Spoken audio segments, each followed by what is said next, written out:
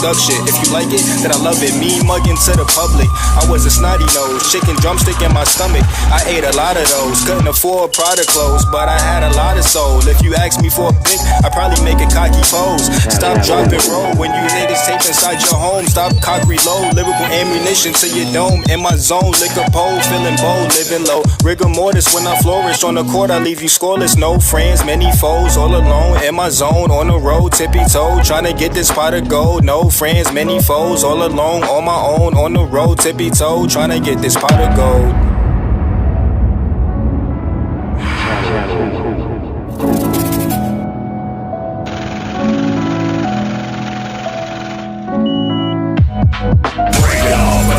Explosive mix. If I do nothing, I don't know you that well. And I'm smoking all that good, I got that bad still. I ain't fuck with no one right now, yeah, I'm that real.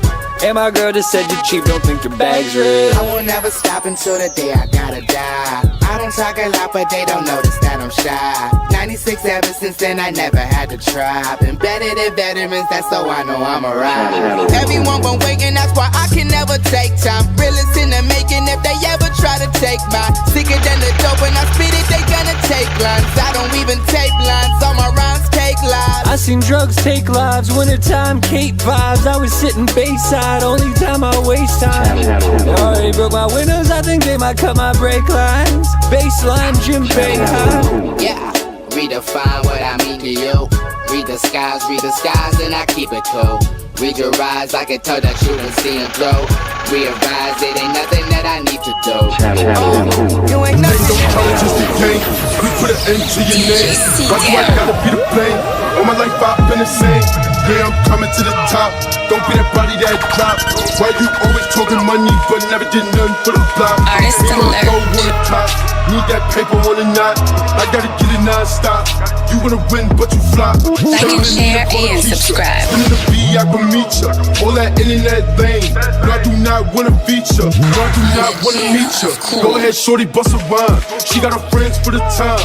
After I fuck back the grind. Been the demon, see the eyes. On the low, yeah, I'm on the rise. Step in my way, it's a crime. Give him the fee, he in line. I'm knowing that it's time. Hit him with a vengeance. No, I'm not falling for the lies. Stop trying to be who you isn't. Step in the scene, it's all mine. Do for the ones that wish it. Who gon' ride when it's time? They know I'm scoring, I ain't lying. I'm knowing that it's time. Hit him with a vengeance. No, I'm not falling for the lies. I can't let them see it. Back against the wall, and I know that they see it. Digging the digital crates with DJ C-Town. Yes, it's God's plan, and that's no mistaken. I went insane, felt so degraded. Not suicidal, but I was rotated. You would not know how to handle it, take it. Cut off the world, for months I didn't say shit. Made it through my own revelation. Gathered all of my troubles and faced it. Dodie in the wood, and I'm about to face it. Don't see me in the mirror, couldn't face him. Mind full of thoughts, swear it's racing. Can't see how I still got patience. My faith still strong, ain't change it. I was really in the dark, had to shake it. In my shoes, you probably would've made it. Look cold-blooded, can you tell me how I feel? Lost a lot of my dogs, and most these bitches don't keep it real. Cool. Like and share and subscribe. Artist alert. Heard enough, eventually you ain't gon' no longer feel. Got some nonchalant ways, can you tell me how I feel? Gotta give a fuck to care, and I just don't to keep it real. If you don't know about me, my Like and work share go and berserk. subscribe. While I work the finagle, all squares in your circle. Lego my ego, I take your face apart. Mr. Potato, running through the jungle like your name was D.A. Robitussin, out of my mind like a concussion. Real recognize real, so homie, why you bluffing? I slaughter your daughter, I'm gay so I caught her. My life is a movie, the water camcorder. Priorities in order, better get loyalty than you daughter. Ain't no slap on the wrist, when you're a black man, you finna get pinched. That's why I'm so intense, don't make dollars if it don't make sense. I was sitting on a bench, but now I'm in the game. You can call me the press play.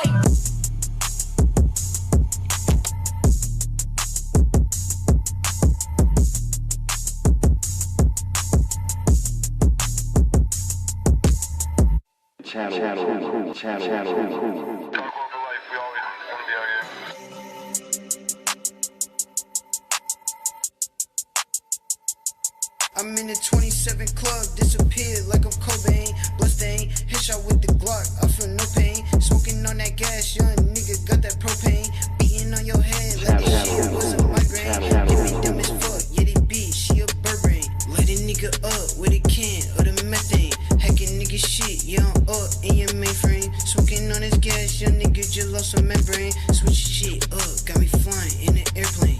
Wish a nigga would, many nigga, they be so lame. Loading up the clip, and my Glocky is just spiffing. 100 bitches on me, got me flexing like I'm Ray J.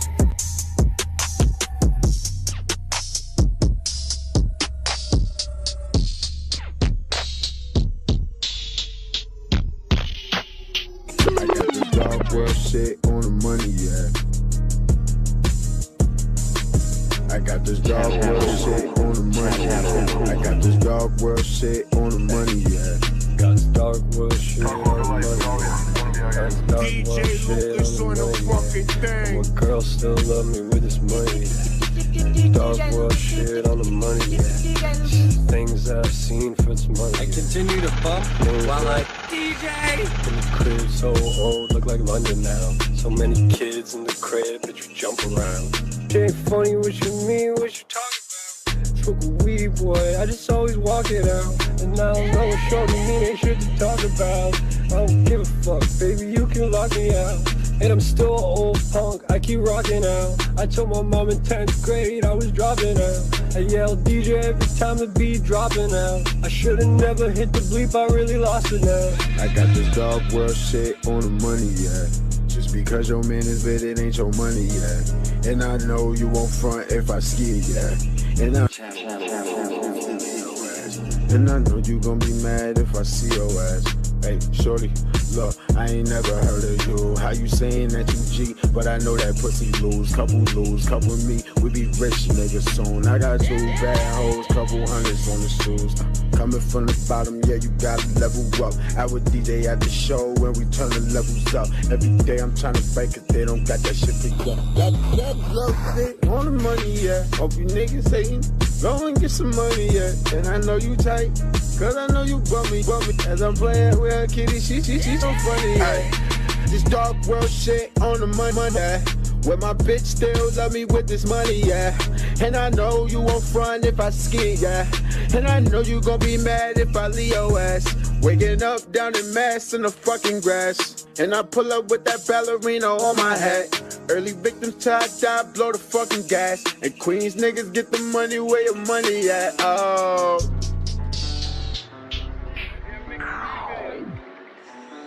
Damn, son, where'd you find this? Yeah. You don't want no smoke. You don't want no smoke. You don't want no scope. I stay too icy. Your girlfriend, she like me. Shouts out to OD, just like me. Shoot it, that's likely. If I got my Nikes, then I'm taking your wife. Like, I'ma be enormous. I'm gorgeous, Tyrannosaurus in the forest. Fucked it up on purpose, chasing the baggie. I don't do no addy, but my hoes do addy. Call me daddy, call me papa. Watch out for the coppers. That ain't cool, that is copper. You don't want no smoke. You don't want no smoke. You don't want no smoke. Bap, bap, bap. You don't want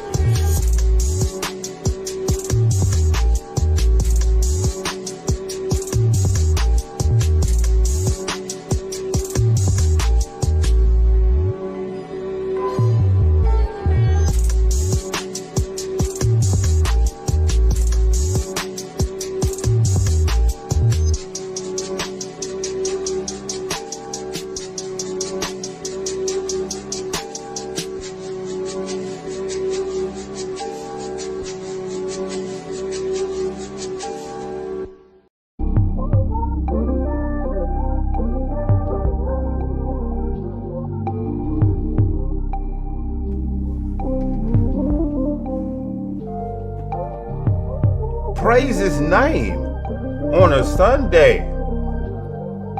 Who? Hey, if you follow, if you worship, today's the day. 'Tis the day. It's Sunday. Go take your ass to church. Go praise Jesus.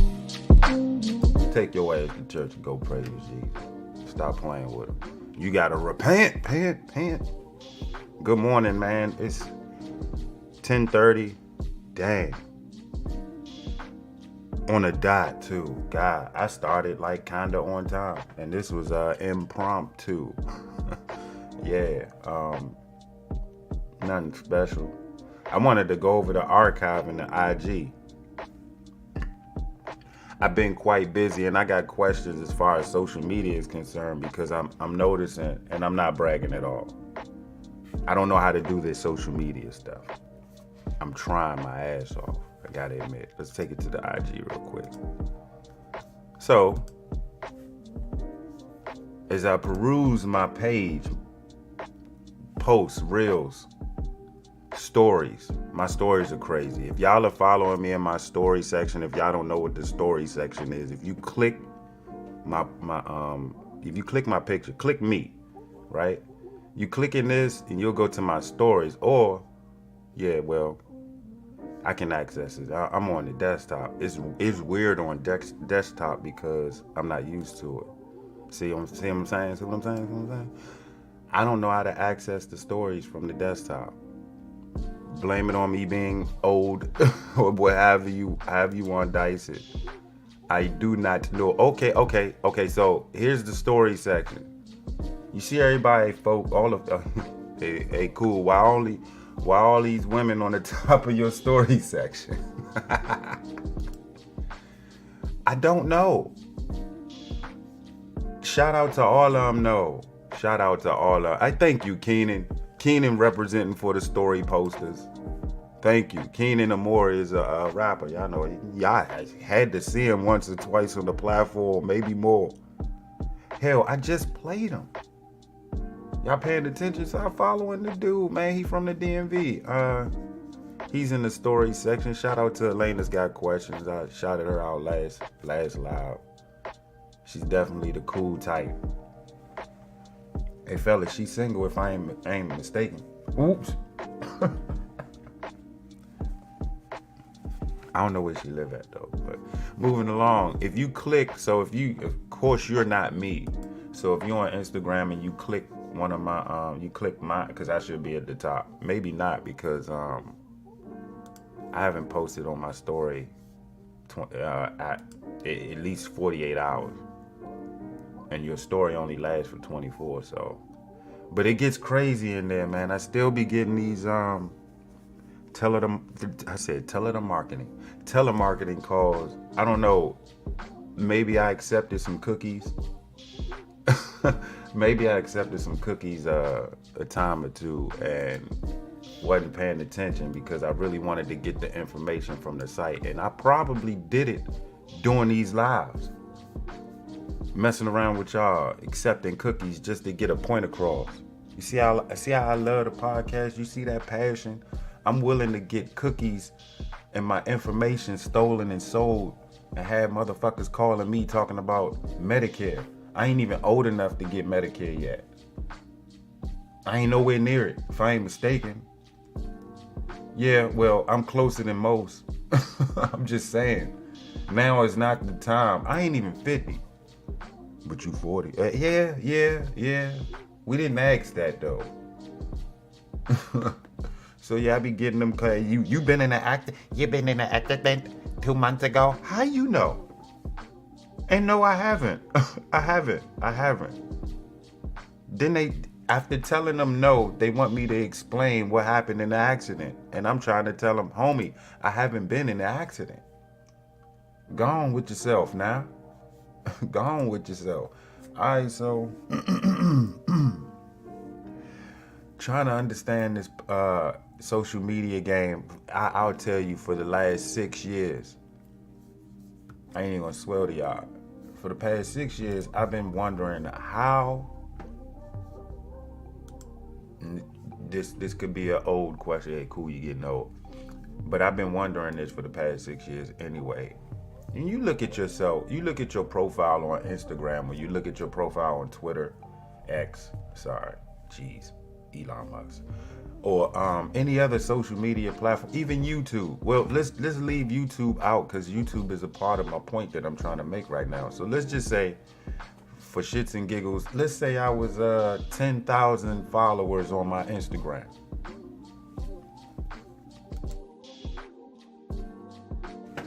I'm 10,000 followers on my Instagram, and on my YouTube, let's say I got like 800. No, better yet, let's say I got 160 subscribers on my YouTube, but I got 10,000 followers on my Instagram. I know it's you. You got a YouTube, right? How about you in the back? You got a YouTube? I know she got a YouTube, but she ain't been on it for a while. All she do is like vegan posts, and she ain't posting about 4 years. She ugly too. She does mukbang. She from the DMV. I forgot her name. But I know you wondering too, because you probably got like 20,000 followers on your Instagram and you got blue check. And you wondering, how can I transition my Instagram followership to my YouTube, because I'm only 160 subscribers in. But if I take that 20K in my Instagram and my YouTube, we big money. Right? Vibe out real quick. I know you following me, especially you small time YouTubers like myself. Hey, my content ain't small time, no, I'm gonna tell you that right now.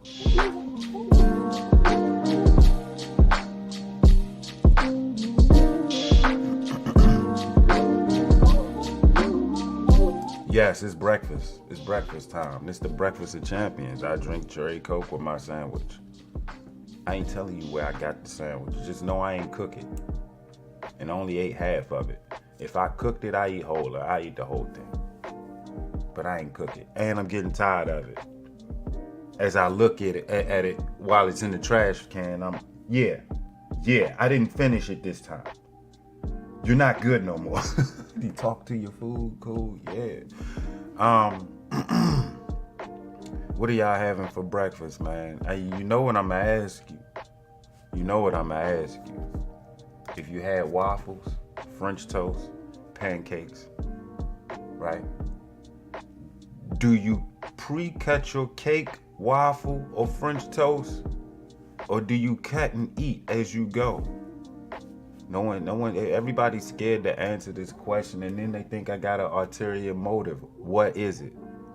Guess my motive then. If it's really your motive, just guess my motive. I couldn't tell you. I'm just curious. Am I doing the right thing? Because every single time I eat pancakes, French toast, waffles, I pre-cut my cakes. And you know how I pre-cut them? I cut them into the tic-tac-toe shape. You know, 2 lines down, 2 lines across. Let's get it going. And when you do that, right? What's the best part of the pancake? Somebody answered this before. You got it right. It's the middle. The middle is what has all the butter in it. Because when you put the butter on top of the pancake, you put it in the middle and you let it melt, right? The middle gets the bulk of it, god damn it. I know they listening like, what the fuck is Cool talking about right now? Do you pre-cut your cakes, waffles, toast? Hell, I asked this question before as well. When you make oodles and noodles, if you do dabble in the noodle with oodle, do you keep the water in or do you drain it out and eat it dry? You just put the salt over top when you finish draining the noodles out. Do you do that? I do it. And yes, I still eat oodles and noodles. Hey, all that GMO, shut that shit up. We eating worse than shit. The goddamn lettuce is all tainted and shit. Cut that shit out, you vegans. You vegans eating GMO lettuce. Get that shit out of here. We all fucked up in the game, you ask me. This food is gonna kill us regardless, so just don't eat a lot of it. Speaking of which, going to the archives now. And this is part of the big question that I have today on this podcast. How on earth do you convert? How you get everybody going? Like, I would like to convert my followership and my IG on my YouTube, but I think I got that already. So how do you grow from that? Do you stay consistent and post every day? The best person to answer this question, I'm gonna go to him right now, and I'm gonna share his page. Shout out to C-Town, bro.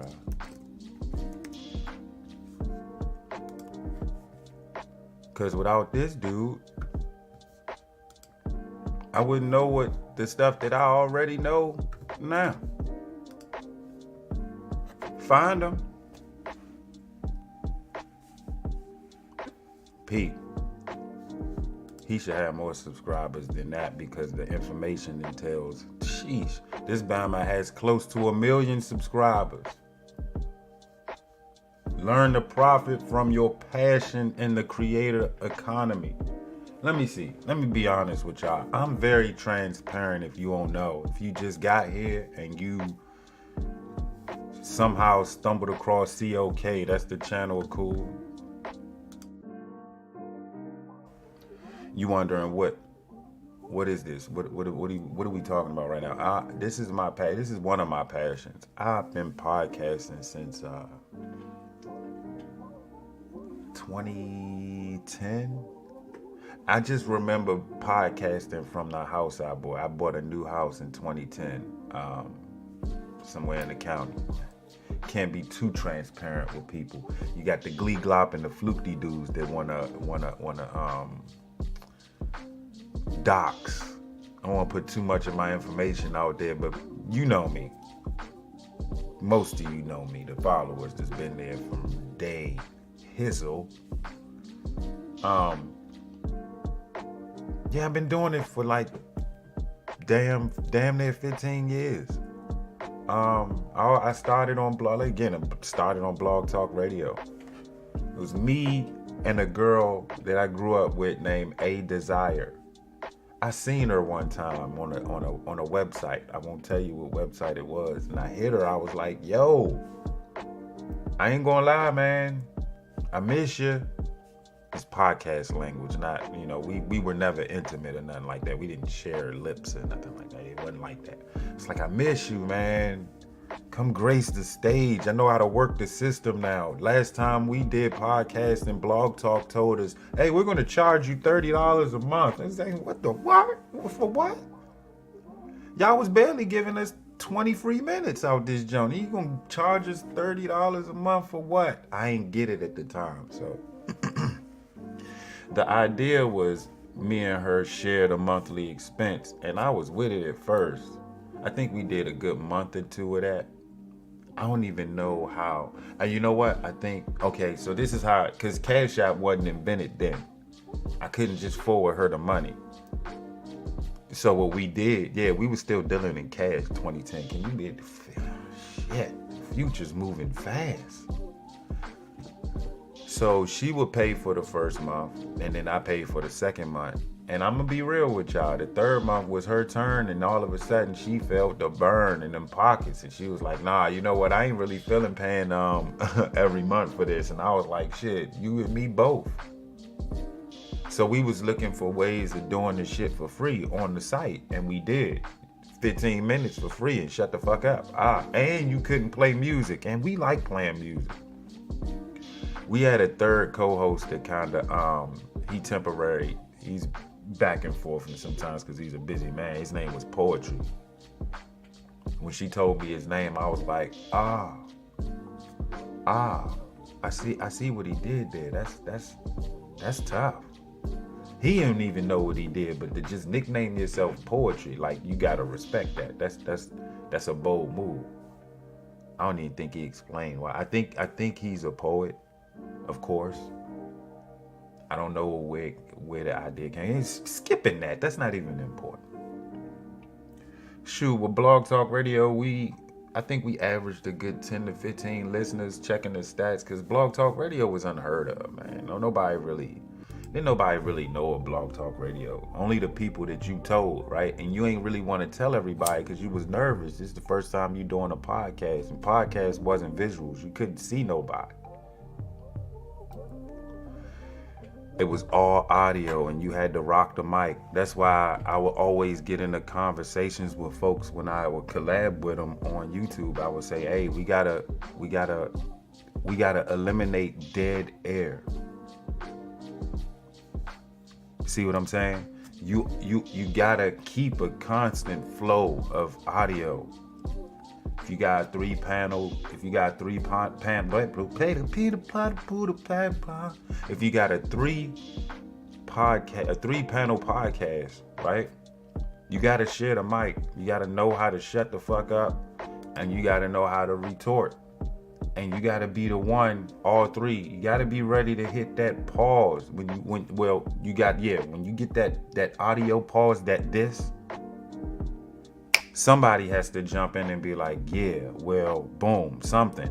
Don't say yeah, well, and pause it again. Now we know y'all ain't got shit to talk about. So, y'all caught that, man. I shouldn't have did it like that, man. For those that's listening, you see what that shit. Hey, if you know, you know. Shut the fuck up. Yeah, so we would average like 10 to 15 views a podcast, and me and her would get together. We wasn't even thinking about how to gain more viewership or nothing. We didn't know how to pop off on Blog Talk because, again, like I said, no one knew about Blog Talk Radio. Blog Talk Radio.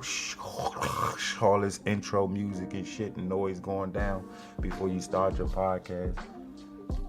I think I have some of that old audio when I would talk to the chick to come on Blog Talk, right? Hey, baby, coming on, fucking up our podcast already because we didn't pay for the service. That's where explicit intelligence came in, right?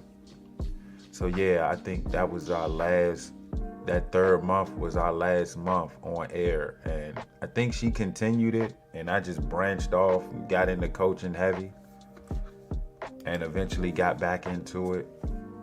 Brought the folks in, friends and shit. They wanted to start a podcast, and I know how friends is. That shit don't last too long. Once we started it, it ended that same day. Motherfuckers was arguing and shit. We had like a Wu-Tang Clan list of podcasters on our podcast. Like, then we had it at my house, and I was still not technologically savvy enough to understand the process. But what I did understand is if we was gonna have a Wu-Tang Clan style podcast with a bunch of motherfuckers in it, some of you other dudes gotta go downstairs if you're gonna call in, because if you're on the phone beside the man that's hosting the show, we're gonna get a bunch of bad audio. And that's what we was getting at first. This is the first podcast. I think we did it for like 45 minutes to an hour or some shit. It didn't pan out though. Future, then came explicit intelligence, and then yeah, the rest is what it is. DJ C-Town got me hip to this dude, Roberto Blake, man. And if you peruse his content, he's mainly basically teaching folks how to pop off on YouTube. Confidence on camera. Do you have that confidence? Do you make eye contact to the camera? I know y'all you can't see. Pause. Well, when you by yourself, there's gonna be a pause, right? You just can't say anything after you pause. You gotta think of some shit. You gotta be on the fly. This is a podcast, baby, 101. And also, he does how to get brand deals as a small YouTuber. Something that us small YouTubers should look into. Check this shit out. 0 to 20K subs. You might want to click this. Hey, let me tell you, I would say for a good month or so during COVID, I would say even 2 months in, I was heavy on Roberto Blake. He would do a post like every other day, if not every day. And as you can see, his bell on his page is clicked. So whenever he posts, I get it. And I go right up in there. He was, I ain't gonna tell too much of his business, but I think he got a post where he was facing some mental health issues. You know, COVID really messed a lot of us up, man. And it seems as if he's either married or he lives alone. I think he's down south. And Alabama, you know, hey, I can attest to this. I was alone during COVID. There were times you was like, God damn, hello. Is anybody there? Help. Then you turn on Netflix and order a pizza and you good to go. Or you roll one up and you smoke one and you good to go. Hey, there was a good year and a half I was smokeless. The first year of COVID, couldn't get to it, bruh. I was the most sober podcaster out there on YouTube in the dirty sector because I was just leaving that sector and trying to get the fuck away from it. There's a dirty sector of YouTube, a bunch of clowns that just don't know how to collaborate together. They collab and then they fight. That's the nature of the game in the dirty sector. I would take you. Matter of fact, I did a live about a participator of the dirty sector. I think he got slapped out in New York. He from Philly. Yeah, that's what the dirty sector is about. You get fucked up for clout. Going back to the great one here. Look at the content. Self-explanatory. I'm about to get back on my Roberto Blake binge. Start to learn the flow because taking you back to Instagram. Questions. I didn't know that there isn't, at least to my knowledge, but one would think that on Instagram there's a kind of a niche factor to your content. And I'm starting to realize that it seems like my niche on Instagram is a little bit of comedy with a little bit of realisms. And I like politics. So I dove into politics. And I like dark comedy. Dark comedy like this shit will offend you. If you soft, it will offend you. If you don't like dark comedy, stay your light ass over there with the ones that don't curse.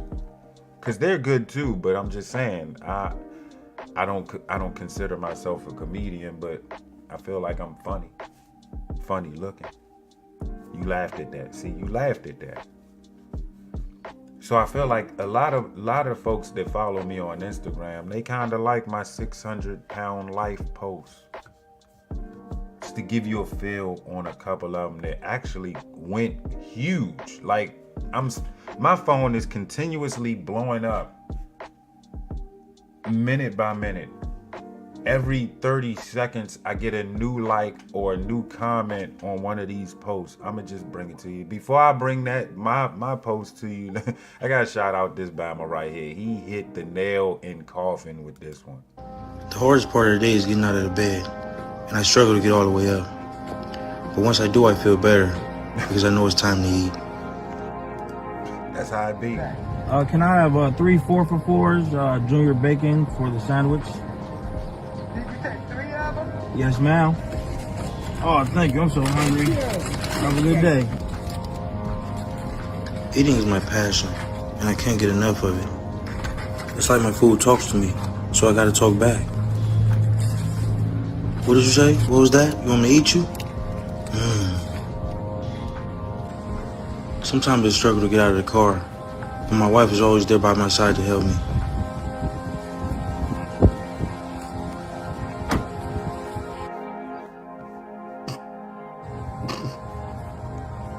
No. Yeah, I can smell it. He said he could smell it. 3 Cokes, bro. Pizza is my favorite. Sometimes my wife would take a slice. I get mad inside, but I don't show it. I can eat 3 boxes all to myself. And the wings, forget about it. I can't take just one bite because I always need more.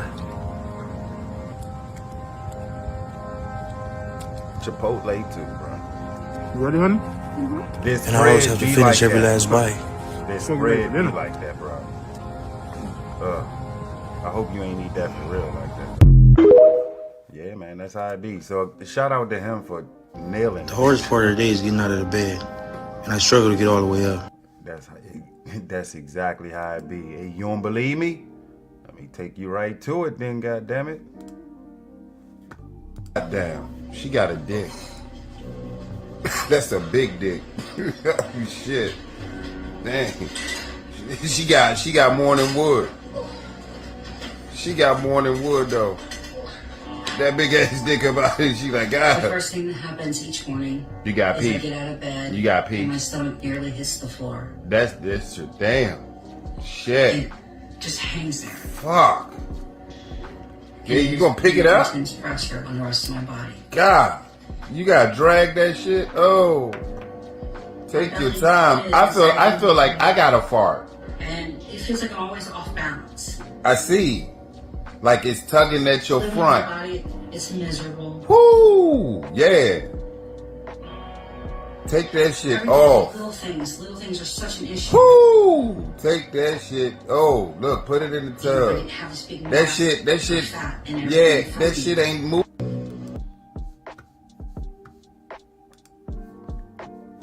So we watching these shits because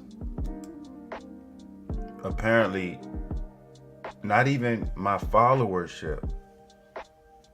These are people that ain't even following me that's catching on to these videos now. I probably sound like out of place, like, cool, that's your algorithm. I get that. I get it. And I'm understanding now that people are starting to tag folks that's blue checked on my post, and I'm like, oh shit. I done started something. I feel like I done started something. This has 20 likes. God, these 20 likes ain't from folks that follow me. Let me go ahead and solidify these comments right here. I don't know if it's the hashtags. It could be the hashtags. People probably like my 600-pound life. Okay, I like it too. And it seems like you don't get 20 likes on average, man. You get maybe one like from somebody that don't even follow you. So I'm starting to get some traction on this 600-pound life shit. And not just that, I'm starting to get traction on just random comedy, but politics as well. And I'm like, well, here we are. I've been trying to tell people for the longest while with this podcast that I'm versatile. And I'm not bragging with that. When I say I'm versatile, I can get on your podcast and talk about whatever it is you like to do. If you like wrestling, shit, I grew up in wrestling. I was the kid, I was the baby of the bunch, right? And my brothers moved out, and I was a little kid. And it was just me and moms. Moms had to go to work when I was on my off day. Schools was closed, right? Moms went to work. Oh, WWE, we was getting it in all day. I'm jumping off the top turnbuckle, the couch, on hardwood floors. I'm clotheslining the air. Man, let me tell you a story. I was doing that shit for years. Like people would come visit my mom, and you just put me in the living room.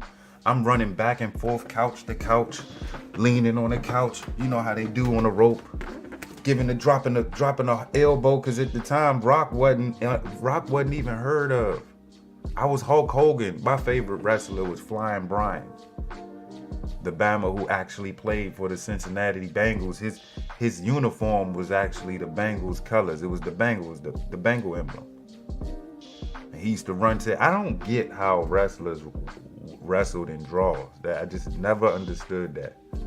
I tried to do that one time. My mother told me go back and change clothes because she got company coming over. You can't be running around the house in drawers. I was like, clearly these are drawers.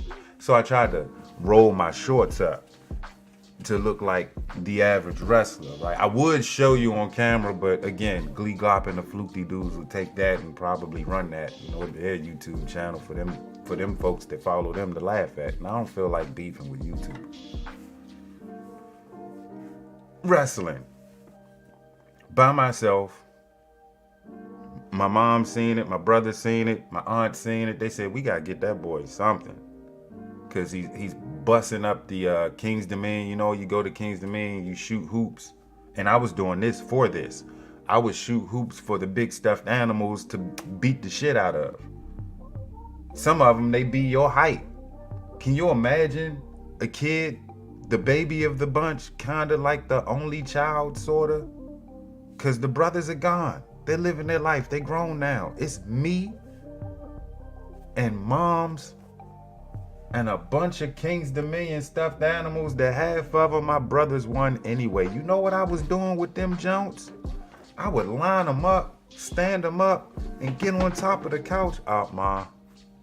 Just told on myself. And I would jump off the couch and clothesline all of them. Land on my face on the carpet. Oh, when we had soft carpet, it was a wrap. When we moved and we got new carpet, I'm looking at the carpet like, and I'm testing it out. I'm like, oh, this is soft. This is, ooh, forearm. Yeah. Oh, let me see how ooh, you can land on your butt on the carpet and not get hurt. Oh, it's about to be the joke. PG County schools closed. There's food in the fridge. Mom's going to work. Call me if you need me. All right, Mom, have a good day. You know what I did? I whipped out the stuffed animals, stacked them up. Blagoom! Boom! Ultimate Warrior, splash, Sting, splash, Undertaker. Oh, he gets up, he's slamming, I'm DDTing and suplexing everything. And yes, something broke. And yes, no one knew. Stuff broke in there. Shit happened in there that no one to this day still knows. But if they hear this podcast, they'll be like, all right, Kenny, what you break when you was a little kid? Shit, I broke a couple glasses. I would say I cracked the door.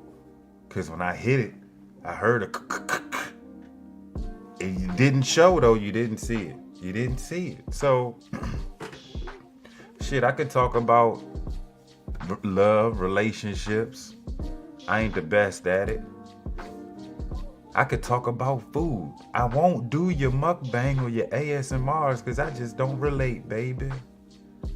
But I could talk that shit. What else? You talk sports? Shit, I play sports. I coach it. Politics, right up my alley. Conspiracy theories, right up my alley. Fashion. I could hang with you on that. Let's talk about that. Ratchet shit, easy. BET, I'm with it. I could talk about that. So this shit was versatile. So okay, so we had an Instagram. We looking at the Instagram, and I'm wondering how to convert numbers like these. Ever since Dr. Now got mad at me, I have no. Yeah, he definitely got mad at that ass. My diet and exercise. Sad story. What's up with the couches? Where the couches at? That's the furniture. Sit your ass down on that folding chair. What you want to eat? Pizza. Pizza. And a little Coke. Whoa. You really ain't supposed to be having no pizza, man. Check her out. If I don't get what I want, you don't get what you want. And I know what you want. How y'all be doing? I'm gonna start doing the right thing. Hold up. Hi. Is she negotiating with her kitty cat? Pizza. And a little Coke. You don't really supposed to be having no pizza, man. But if I don't get what I want, you don't get what you want. Oh. And I know what you want. She looked down. I'm gonna start doing the right Yeah. As this post was rolling, I was basically showing y'all all the comments, and that was from yesterday. That's just yesterday. My phone has been busy since I posted it, and this didn't kick it off. It was a video before that, but apparently 1,832 and counting folk like my 600-pound life. And they like me commenting on it and doing commentary. So I give them more. No, she overdoes it with the hair. Like, we know that's not your hair. Okay. What's up with my camera though, man? Come on, man. Get up in that, man. Let's see who she is. Your first therapeutic process. So, at what point in time? She alright though. I bust this jump, but that hair, man, that hair is too much. Let me tell you, I had a bad experience with a woman with weave, right? And she got on top and started straddling that thing, and all that fake hair got up in my face. I don't know if she kept it clean or whatnot, but all I remember is I went to work looking like the fly the next day. And I knew that had to be it, because I had took a shower, I got cleaned up and everything. I said, why am I breaking out and fucking hives in my face and shit? Her weave broke me out. And look, the funny thing is, she called and wanted to come back over. Hey, I ain't gonna lie, the body was right and tight for the strike, but I couldn't tolerate that hair. I had to decline on the action. I said, babe, I'm gonna have to cancel out, man. I'm dealing with something right now. You know what I'm saying? So, yeah, long story short, she ain't last long. Because she kept wearing weave that was long. When she had hair and wasn't nothing in my face, when she straddled that thing, I let it go. Do your thing, girl.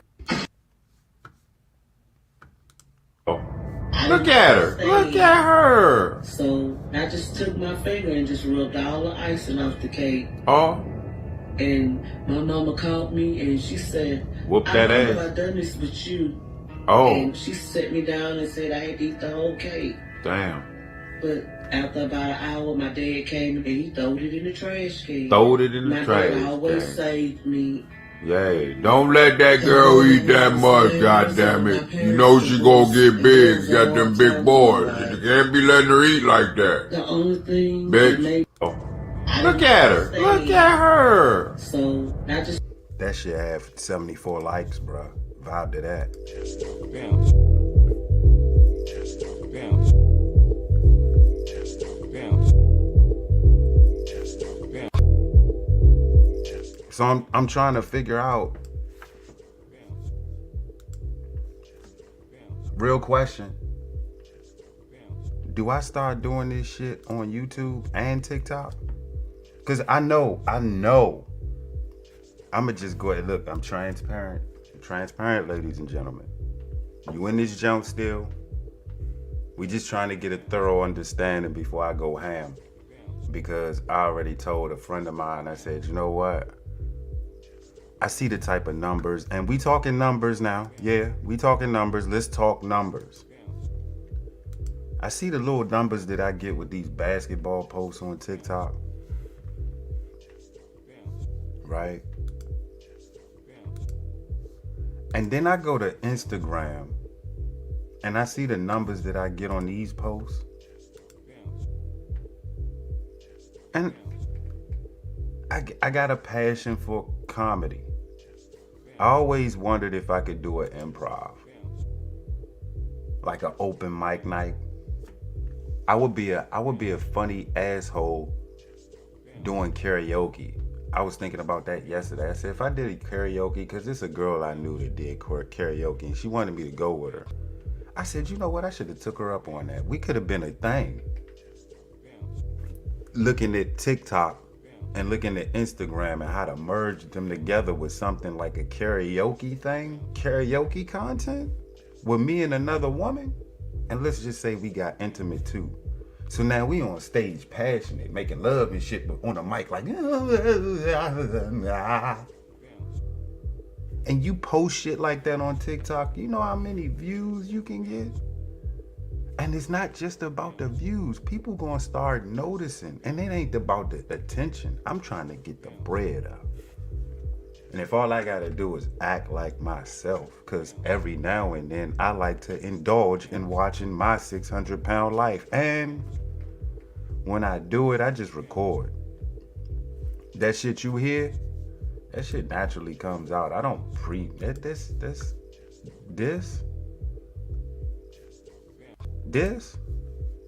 That's like Dookie. Anything else would be as That's a bunch of Dookie.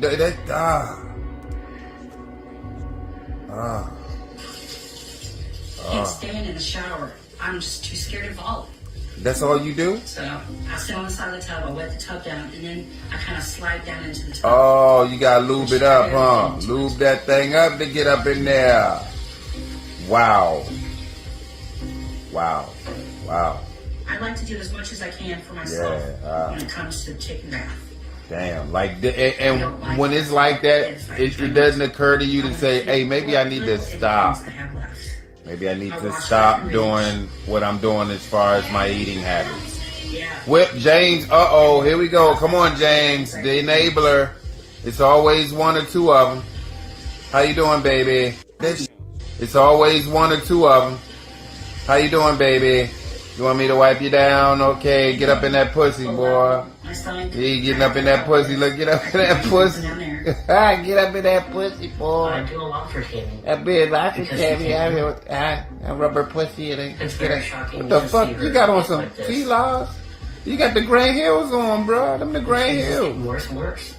I get up in that thing and wipe her down. Look, let me get up in there. I'm gonna scrub. Let me scrub that booty. Just scrub that booty. Get up in there. Get up in there, boy. Go ahead, James.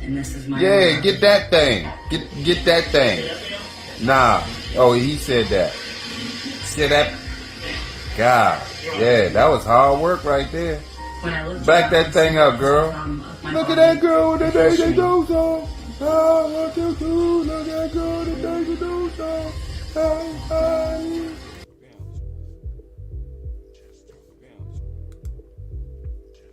So I'm thinking, I'm like, well, maybe I need to convert that shit from Instagram to TikTok to YouTube.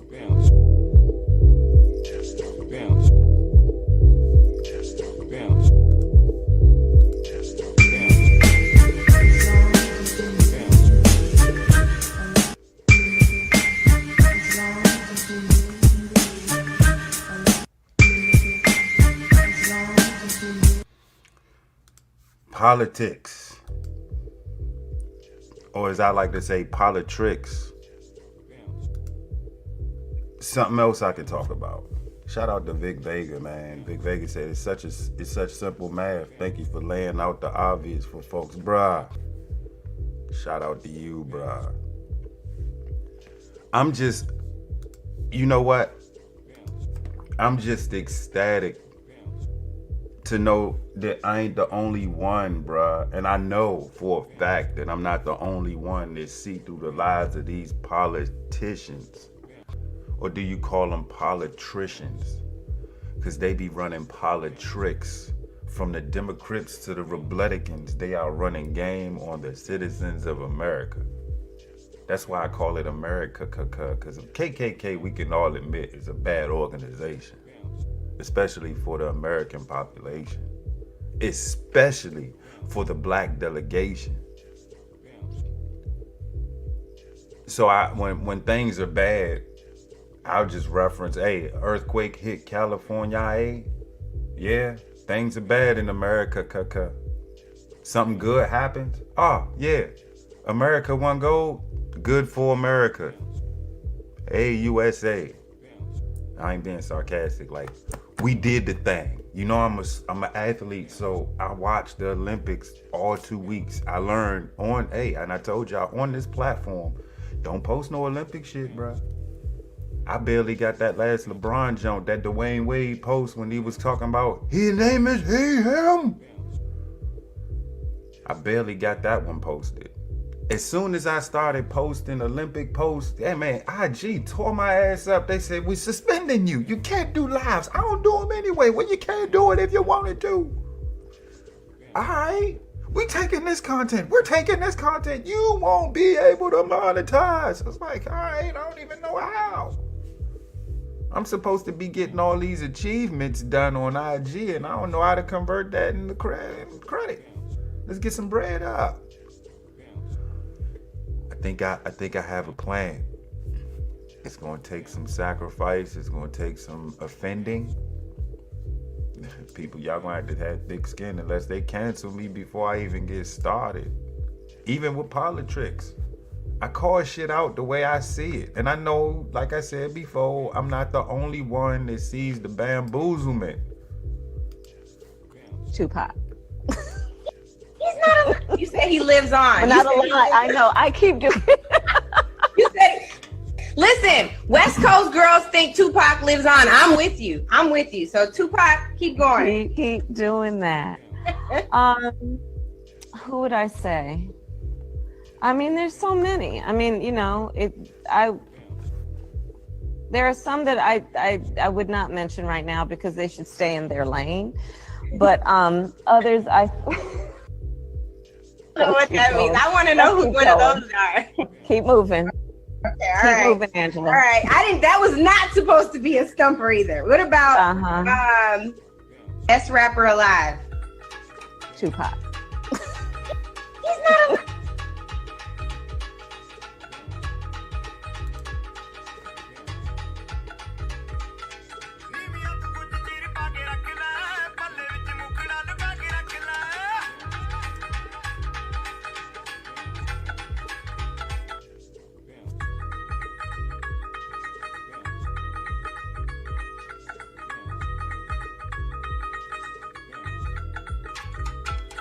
Yeah. So we definitely like we definitely like politics, talking politics. I can do that. Hey, I just featured on Ish Talk TV. It was a pleasure to be there, collaborating with someone else from the DMV. Finally, God, a professional collaboration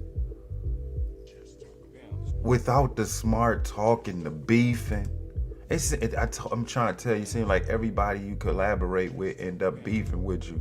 Not in this case.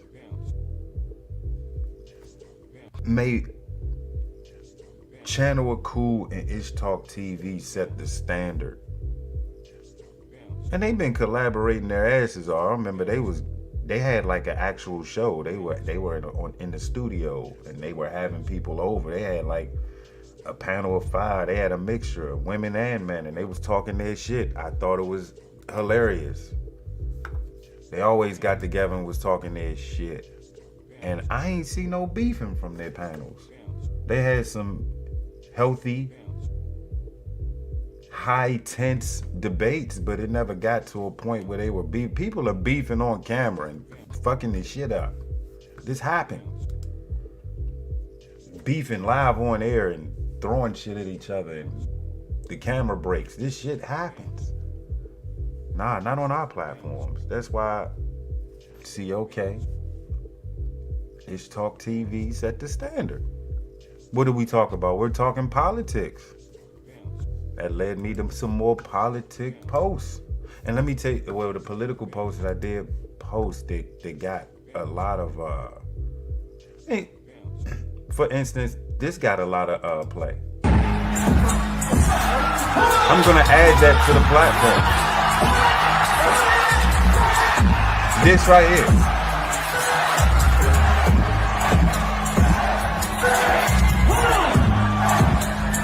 Now, my thing is, I need graphic designers of all kinds, Photoshoppers, shoppers. I need my face on that. I want my face to replace Alex Jones. I will pay you. I need the first person to send me this with me on it doing this shit. Hey, you can keep my hands white. I don't even give a shit. I just want my face. You can use this. You can definitely use it. Matter of fact, let's get in the vibe. Graphic designers, if you come across this post and you do this shit for, I know it's a simple task. I could probably do it, but I can't. I don't even want to dive in. I'm too busy right now.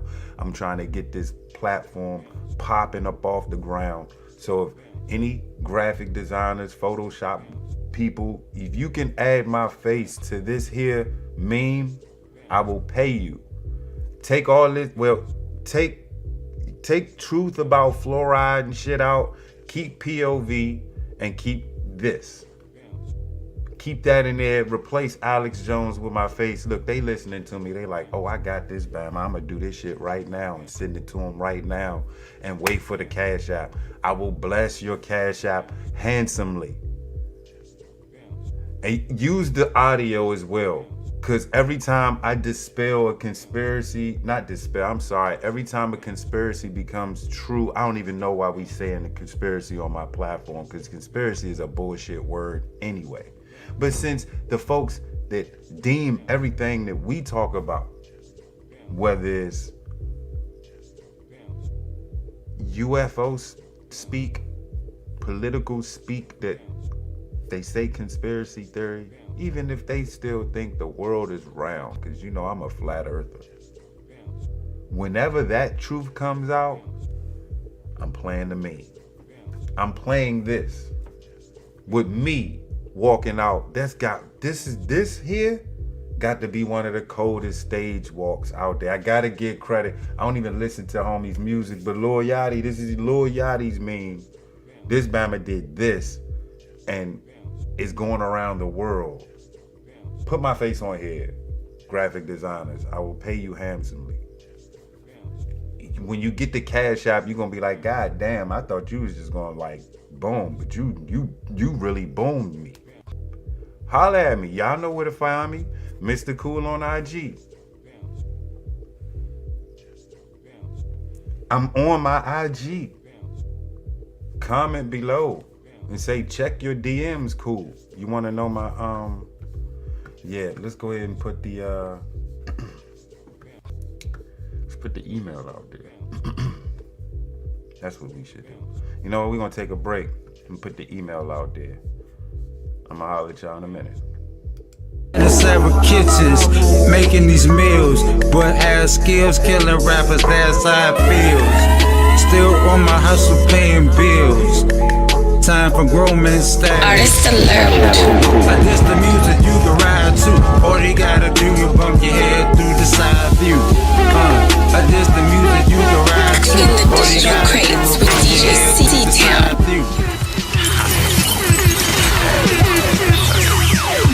Artist alert. So who am I? The kid on his bike with the pedals to the metal. He fears for his life, riding parallel with bullets, hearing demons on sight. Don't look up, don't look back, you just need to keep striving. Cause it's Sodom and Gomorrah, but worse, because the problems lasted longer than a whore at a church. Just to trickle down to the fucking children at birth. Get emergent to this lane and then we get what it's served.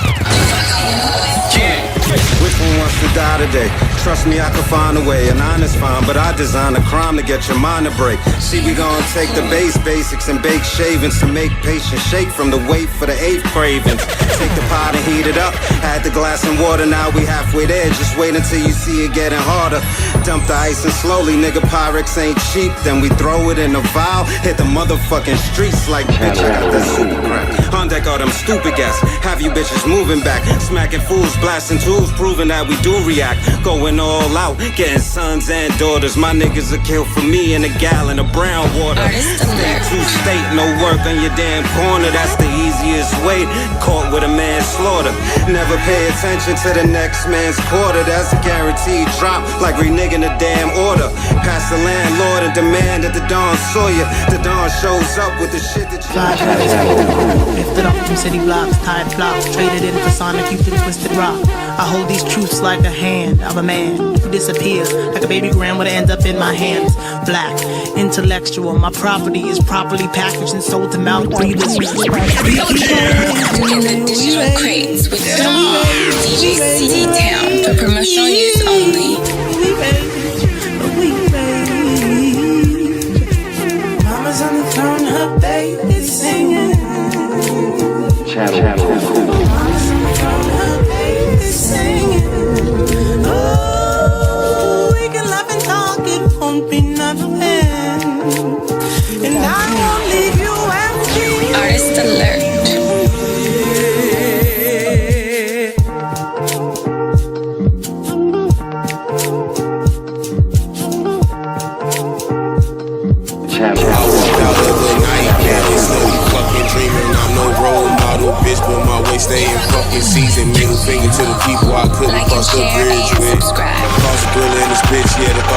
10. Then Bobby not the one from New Edition. From the brick side of things, yeah, they tripping. Hit the pussy till the walk is limping. Warned y'all last year I was far from finished. Wanna figure me out, told them keep fishing. Real clown shit, crusty from the Simpsons. Most my ways ambitious driven. I never doubted, not for the splitters. All the money we made, we split it. If the bitch tripping, then I'm fucking splitting. Keep my hands clean, so I'm never sinning. Saying if I did, no gun, no witness. Won't let you play me out my position. Build the castle, not you niggas can't get it. Looking for mercy from me, you won't get it. Could be on fire, out I won't spit it. No monopoly, my currency colored. When we was kids, there was always some busters. Stay with the rhymes like my name was Buster. All lies on my necklace is busting. Yeah.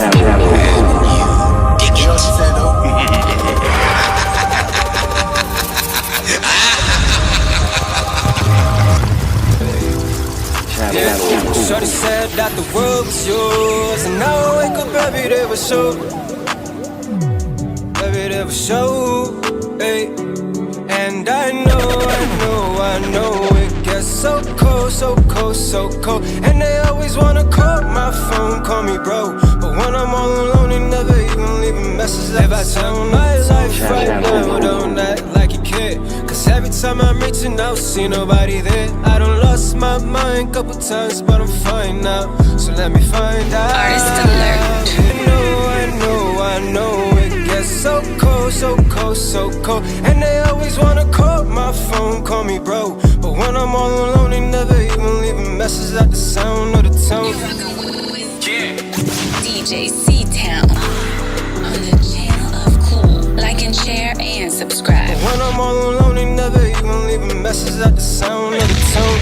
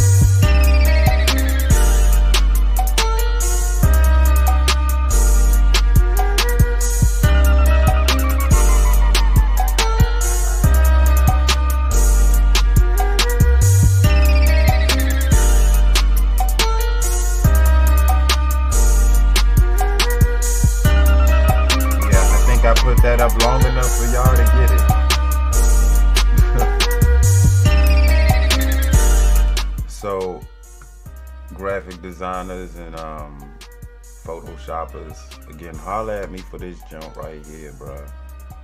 If you can put my face on Alex Jones and Lil Yachty, have me come out to the stage like that when another one of your conspiracy theories comes true. I like to play this every time it does so. And I'm gonna play it all goddamn podcast too. Every time something comes true, we find out something that we done said on this platform. Bow, bang. Call it what you want it. But I gotta represent for the conspiracy theorists. Since that's what they call us. Back to the nature at hand.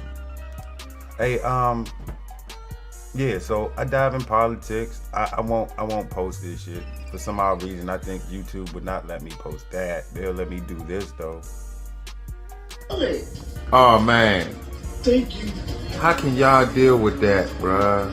How can y'all? She got a team of motherfuckers out to pull her. Well, come on, I ain't gonna never be ready. Look. Oh Lord, please don't let them kill me. There we go. What the fuck is wrong with her? What the fuck is wrong with what the? You my foolishness works sometimes. Hey, bruh, hey, this shit got me.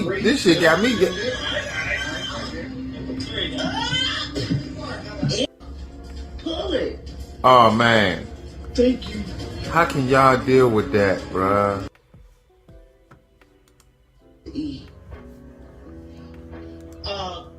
This is real last minute. Can I have a little bowl of Fruit Loops? She was like, shit. Her face, bruh. Oh, they got it too. They got it, a Fruit Loops. Cause guess what I know for a fact? I'm sick of this damn baby. Somebody should have said, well, if you were sick of the goddamn bed, you should have stopped eating, goddamn it. What the fuck is wrong with you? They gotta do what? They gotta reinforce the ramp, bruh. They got tools. They got tools to reinforce ramps for fat people. Hold up, they gonna roll her out on that? Hold up. This is real. I'm so disgusted. How'd she do that?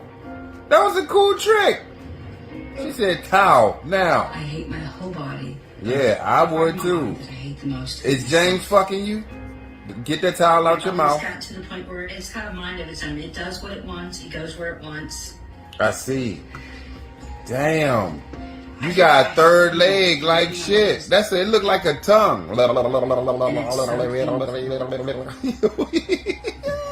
Everybody got that fan, bruh. Everybody got that fan.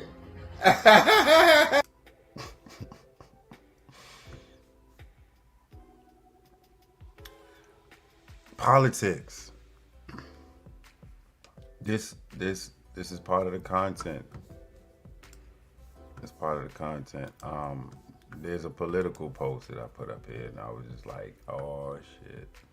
So we getting traction on IG, but like I said in the beginning of the podcast, how do you convert? You want folks to go to your YouTube as well.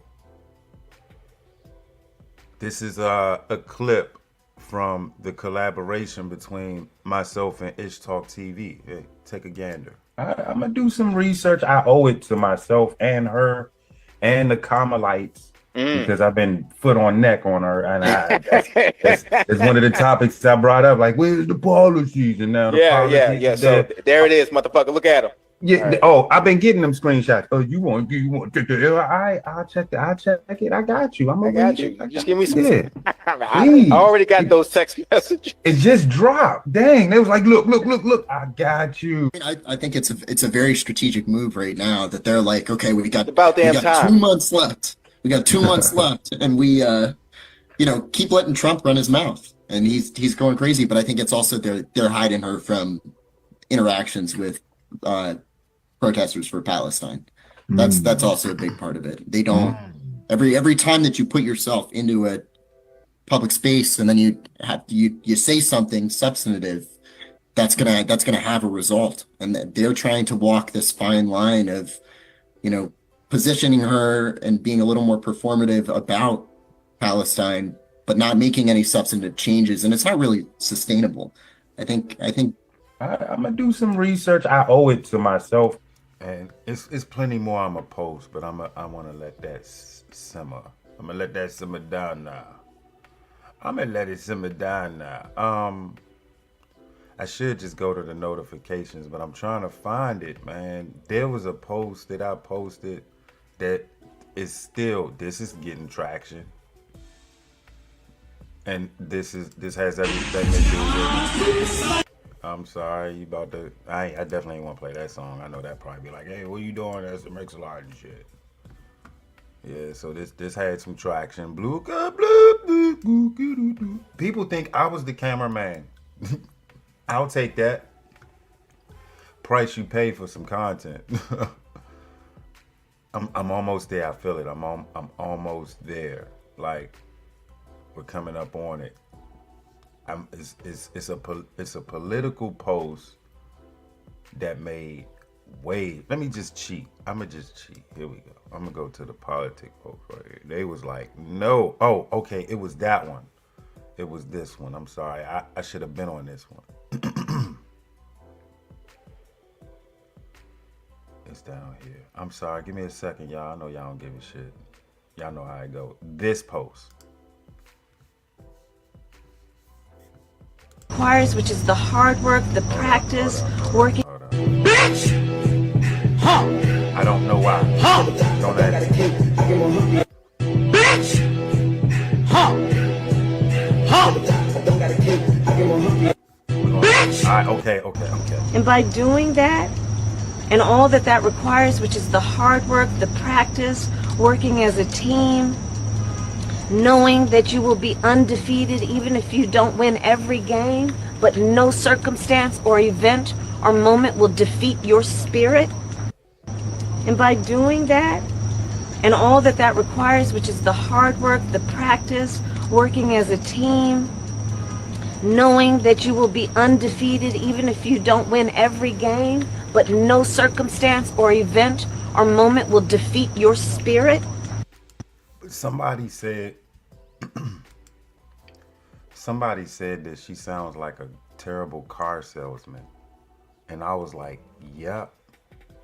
Like last week, this is a true story. Last week I was, and I got lost in Virginia. I was damn near, you know what? I was driving by some mountains, let's just say that. I don't know why, because usually when I get somewhere in a foreign territory, somewhere that I ain't used to, like this car dealership, immediately I put in my address. And I didn't realize, I should have known that when you put in your number and your street name, there's a bunch of street names like that. So I clicked the first one thinking that my history would be set on me trying to get back home. Instead, that shit put me somewhere in Mountain View, Virginia. That's not a city, and if it is, I'm not surprised, because I was driving by a bunch of big ass mountains, and I was just thinking this. Eventually, I'm gonna pop out and see the Wilson Bridge.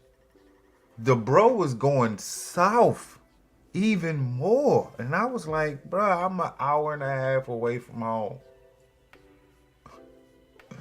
It was just a 35-minute drive, bruh. Hey, back to the top. So I'm test driving this vehicle. Homeboy wouldn't shut the fuck up. I'm like trying to get the nuts and bolts all situated. He all on my side. Like, this is not how I'm going to test drive this vehicle with you reaching all over the panel and shit. Let me get accustomed to the vehicle. This is why I'm here. I'm testing everything. I'm testing whether I know where everything is. I'm testing where the stick shift and everything. What's in the dash? What's in the glove compartment? Where is the glove compartment? With the compartment in the middle, the compartment. Let me get used to the car if I'm gonna buy it. Don't reach over here again. Wouldn't shut up. He don't even want to talk about the car, how long it's been there, how well it's been kept up. He don't want to talk about that. He wants to talk about his time with his buddies with some chicks. And by doing that, and all that that requires, which is the hard work, the practice, working as a team, knowing that you will be undefeated even if you don't win every game, but no circumstance or event or moment will defeat your spirit. And by doing that, and all that that would not shut up. I ain't gonna lie to you. Usually I take like maybe a 5 to 10, I'll say 10-minute test drive. Like I'll stop in a parking lot, reverse, pop the hood, cause I want to be in the shopping mall. Hey, let's pop the hood real quick while it's running. I want to do stuff like that. I want to scare them a bit. I'm gonna say, hey, you mind if we go to Mercedes real quick, get this joint in style? I'm just playing with you. I cut that shit to 3 to 5 minutes. I went to maybe like 2 or 3 traffic lights and said, all right, I'm done. Because within that time, when you test drive a vehicle, you're gonna know if you want it or not. I wasn't trying to throttle it in Virginia. My license ain't a Virginia license. I don't want the federales up on me. He even told me, you could gun it when we come back. I'm saying, nah, cut this shit short. Cut this shit short. So I'm looking around the vehicle, right? Here's where the Kamala comes out. Here's where the Kamala in him comes out. And all that that requires, which is the hard work, the practice, working as a team, knowing that you will be undefeated even if you don't win every game, but no circumstance or event or moment will defeat your spirit. Here's where he comes in, because he was also Indian, like Kamala. Hey, I fixed it for you, think about the beats because he gets. I said, everything with the car checked out, right? Even with the little time that I test drove it. I said, hey, let's go. Let's run the paperwork. You mind if you give me a bit of a discount for this jump? He's like, we can't do discounts. So I'm outside looking at the car, and how can I miss this blemish?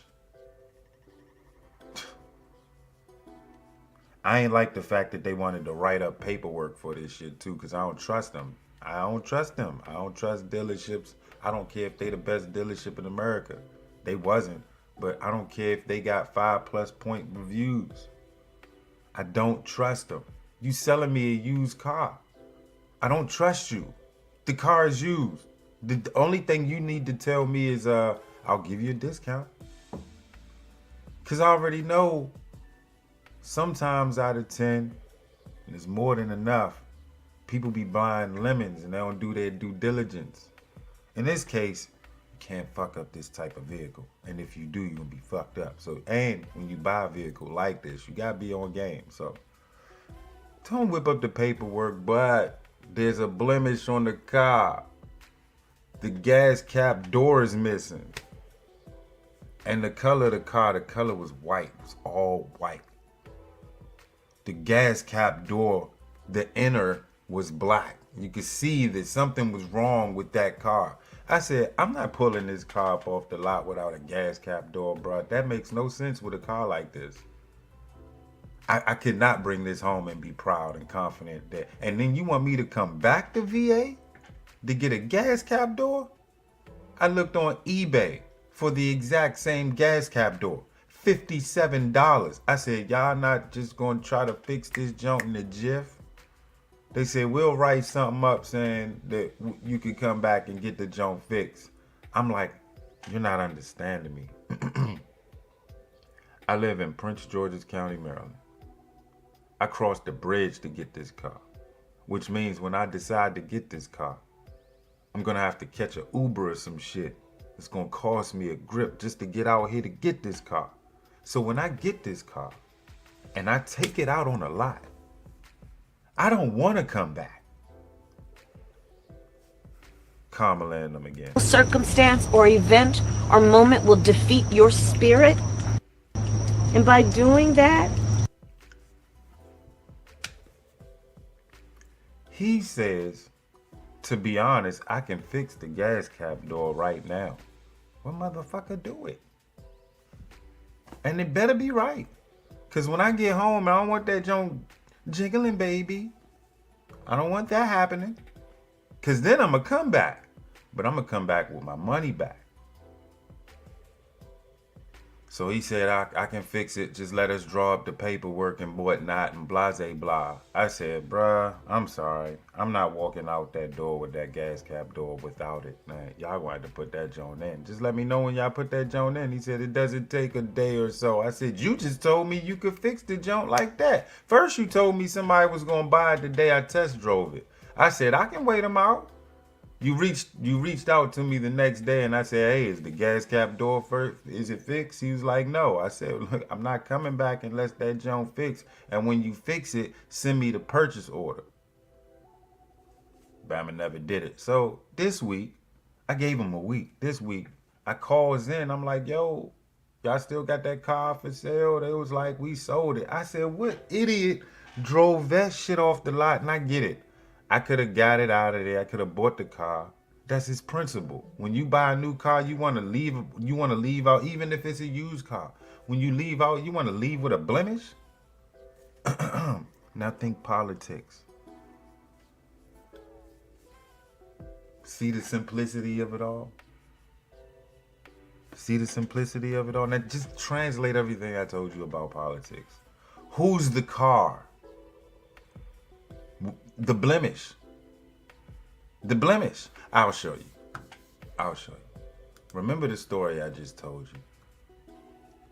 And just feast your eyes on the blemish.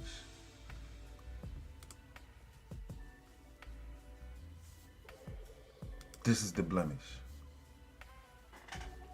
Story time, we're cool. Sometimes it coincides with the actual topic of conversation. I like talking politics, and it's the simplest way I can give you a story about a true story about some shit that coincides. A used car. Kamala. A used car. You don't want to take that used car out the lot with a blemish. A white, pretty white, bruh. Let me tell you, this car is so pretty. I've even told folks years ago, I'm going to get this car. I'm going to get this car. They kept warning me. They was like, cool, don't get that car. There's a bunch of problems with that car. I said, I'm ready for it. I never had the car before. I just want to break a record in my life. Hey, never had a car like that. Bang, got it. So now we're here and we're supposed to purchase this vehicle. You're supposed to purchase this president. You're supposed to vote for this president, but this president has a blemish. And this president exposed their blemish. Gas cap door. If you vote me in for president, I'll do things to fix the economy that we're in now. That I'm vice president in now. I can hear the Kamalites right now. Them black Democrats around the way. I can hear them right now. She doesn't have the power. She's not the president. Who is then? Who is? I guarantee these black Democrats don't know. You ask a black Democrat right now, who's the president of the United States right now?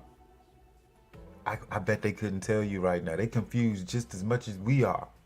But at least the like-minded individuals know Biden's still our president. This Bama just ain't making no decisions. I think he's just going to wait it out for the rest of the way.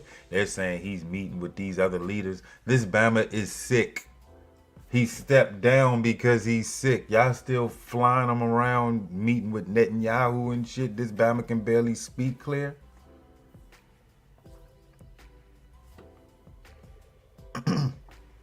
And this same party wants you to vote his assistant in. And she wants you to vote her in. And she's coming in. You heard what she said in the DNC. Now, I bet a bunch of black Democrats didn't watch that DNC convention. I sat there and watched all 4 days for shits and giggles. Don't believe me? I always got receipts, baby. I got proof. Here we go. I got you. I got you. I told you I wasn't going to do it, but I'm going to do it now. They pulling out all the stops. They brought the drums out because they know black people like percussion. Hey, they really doing this. They said, fuck it, let's just put on a concert, goddammit. Fuck it. We gonna make these people entertained, and then we gonna get their vote. We ain't gonna tell them nothing about what we plan to do, because like people said, we should have been doing this shit 3 years ago. I'll do you one better. They should be doing this shit now. Pay attention to the Democrat sound, bruh. Pay attention to them. They're coming with the, we're gonna fix things. We're gonna fix it. We gonna fix everything. So, and this is what my people in the black delegation ain't getting. I'm like, y'all don't see this shit? Y'all, you can't tell me you can't see this shit. You look at what look at who they brought out, bruh. President in the show. Look at who she brought out. So they asked the chick that was fucking the president in the show to come out and talk to the people now. They got the Bama she fucking. They really trying. Hey, so remember the show we was doing when I was fucking you as president? Yeah, we're gonna have fun on the stage. Wow.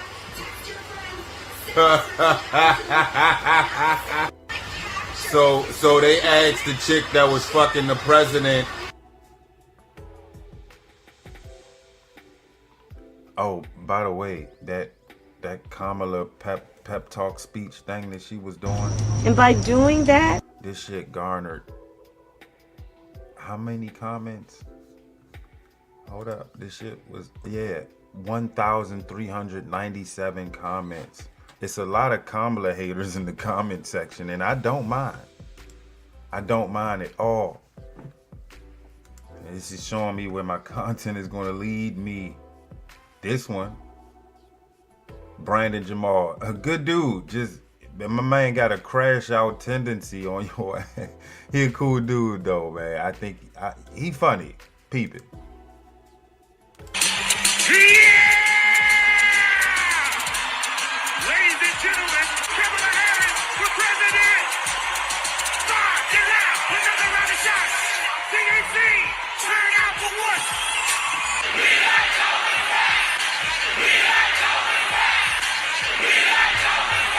First of all, who in the fuck is we? And second of all, is y'all not sick of this by now? Y'all ain't sick of them playing in our faces by now? Do you not realize that every time they want the black vote, they get a black entertainer to fuck with us? This is how little respect they have for us as black people. Oh shit, they got Lil Jon out here. Not only are they showing how much they don't respect black people, they're showing the average American how much they disrespect them. White folks love Lil Jon. So we get all the undecided voters to remember Lil Jon was at the concert.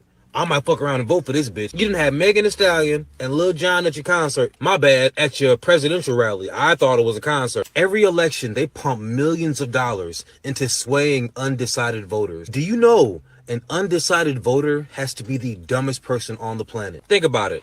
You don't know who you're going to vote for, which means you're not deciding based on policies or anything that's important. You're undecided because you got to figure out who you like the best. So they spend millions of dollars every year to convince millions of undecided voters who to vote for. Think about how dumb you have to be to vote for a government official based on personality and a concert. That's how stupid American society is, that they do this to sway millions of people who will not make a responsible decision. They're going to make a decision based on whose fucking concert they like.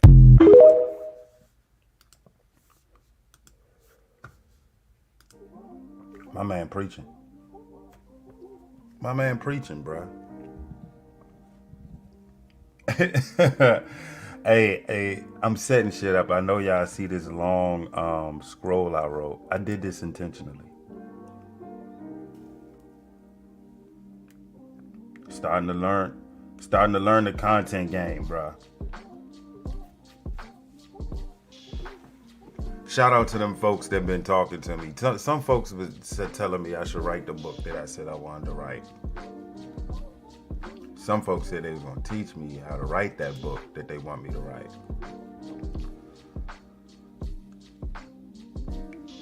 That was vital information given. So what I'm doing, I'm gonna keep writing scrolls like this. And that was top of the dome. I'm not gonna read it.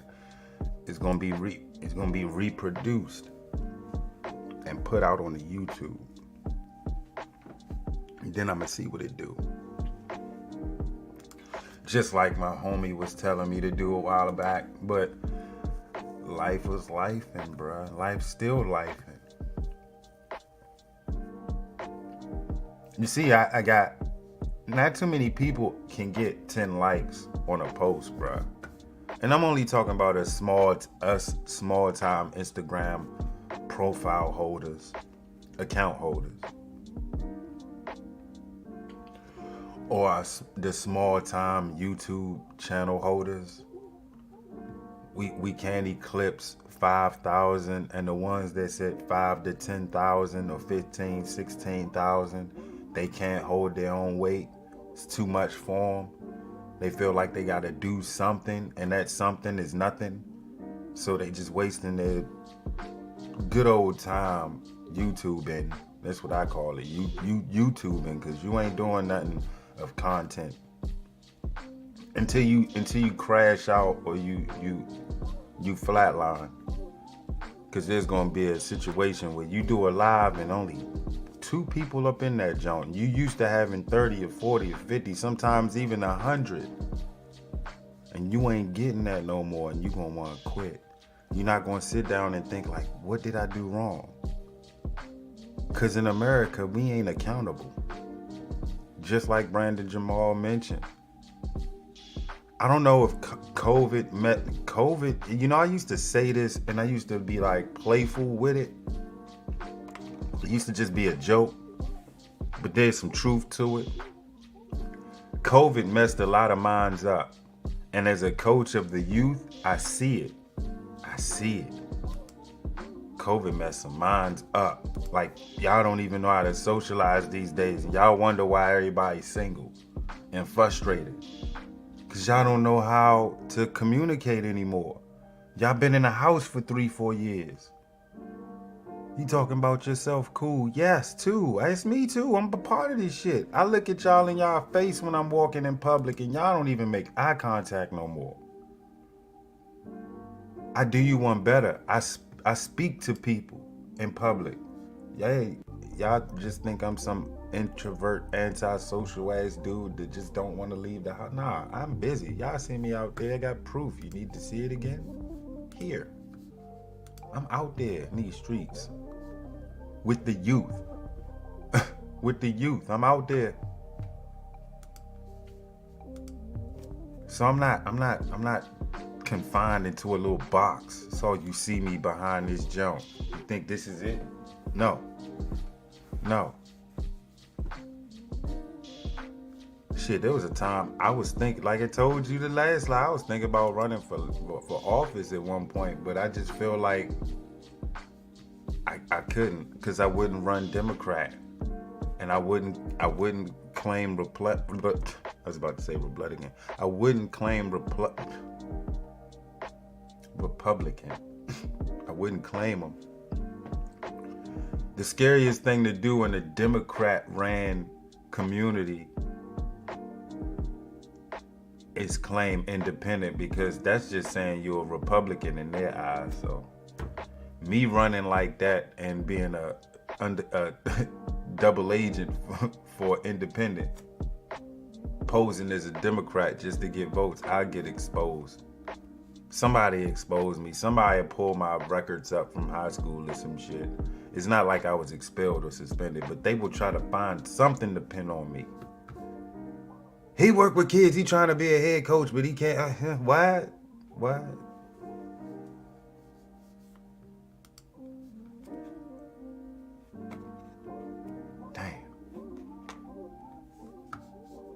Yeah, I was gonna run for office, but immediately I thought about it and I thought about not doing it. I said, nah, not me, Jack. Because I couldn't run game that the Democrats run like this. Because in that DNC show that I was watching for 4 days, that's all I got.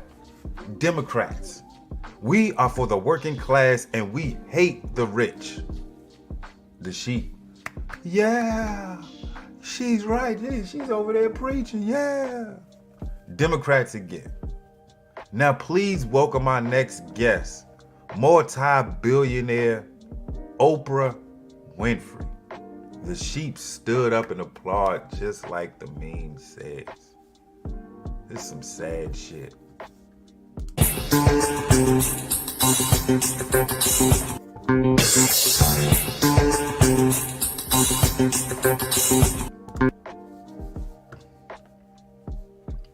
When I was watching the DNC show and I saw her walking out, they panned the cameras to the crowd. I saw people wiping their eyes, bruh. Of rich bitches walking to the stage and y'all wiping your eyes like y'all seen a Michael Jackson concert. What are you wiping your eyes for? Are you crying because we're in this situation? Or you crying because you see a celebrity figure about to tell you everything that you want to hear just to cast your ballot, your vote for Kamala Harris? Think about it. Hey, I'm sitting back, I'm watching this show. I'm watching the DNC show, man. That's all I can think about. It's like, dang. One, because it's late and it's Thursday. A lot of people ain't watching this shit. It's Thursday night, and a lot of people ain't watching this. And a lot of people are watching because they heard through TMZ, through spiritual word, that Beyonce was performing. And I kind of felt weird because now I'm watching it and I'm posting videos of these clowns giving off their BS speeches at the DNC. And then that post comes out and I see it and I'm like, they gonna think my black ass is watching to see Beyonce. I've been watching from day one. I watched the Republicans show. That was a shit show on its own, but I gotta give the Republicans credit. They was talking about the policies. On the Democrat side, the Democrat tricks, as you can see, I was watching the finale. They was getting random citizens to talk about Trump, basically, bruh. It says, it's funny how they talk about the issues of their own lives, these two rich motherfuckers here. And they talking like things, they saying in the current state, our lives are fucked up. Them two, this couple right here, they said lives is fucked up.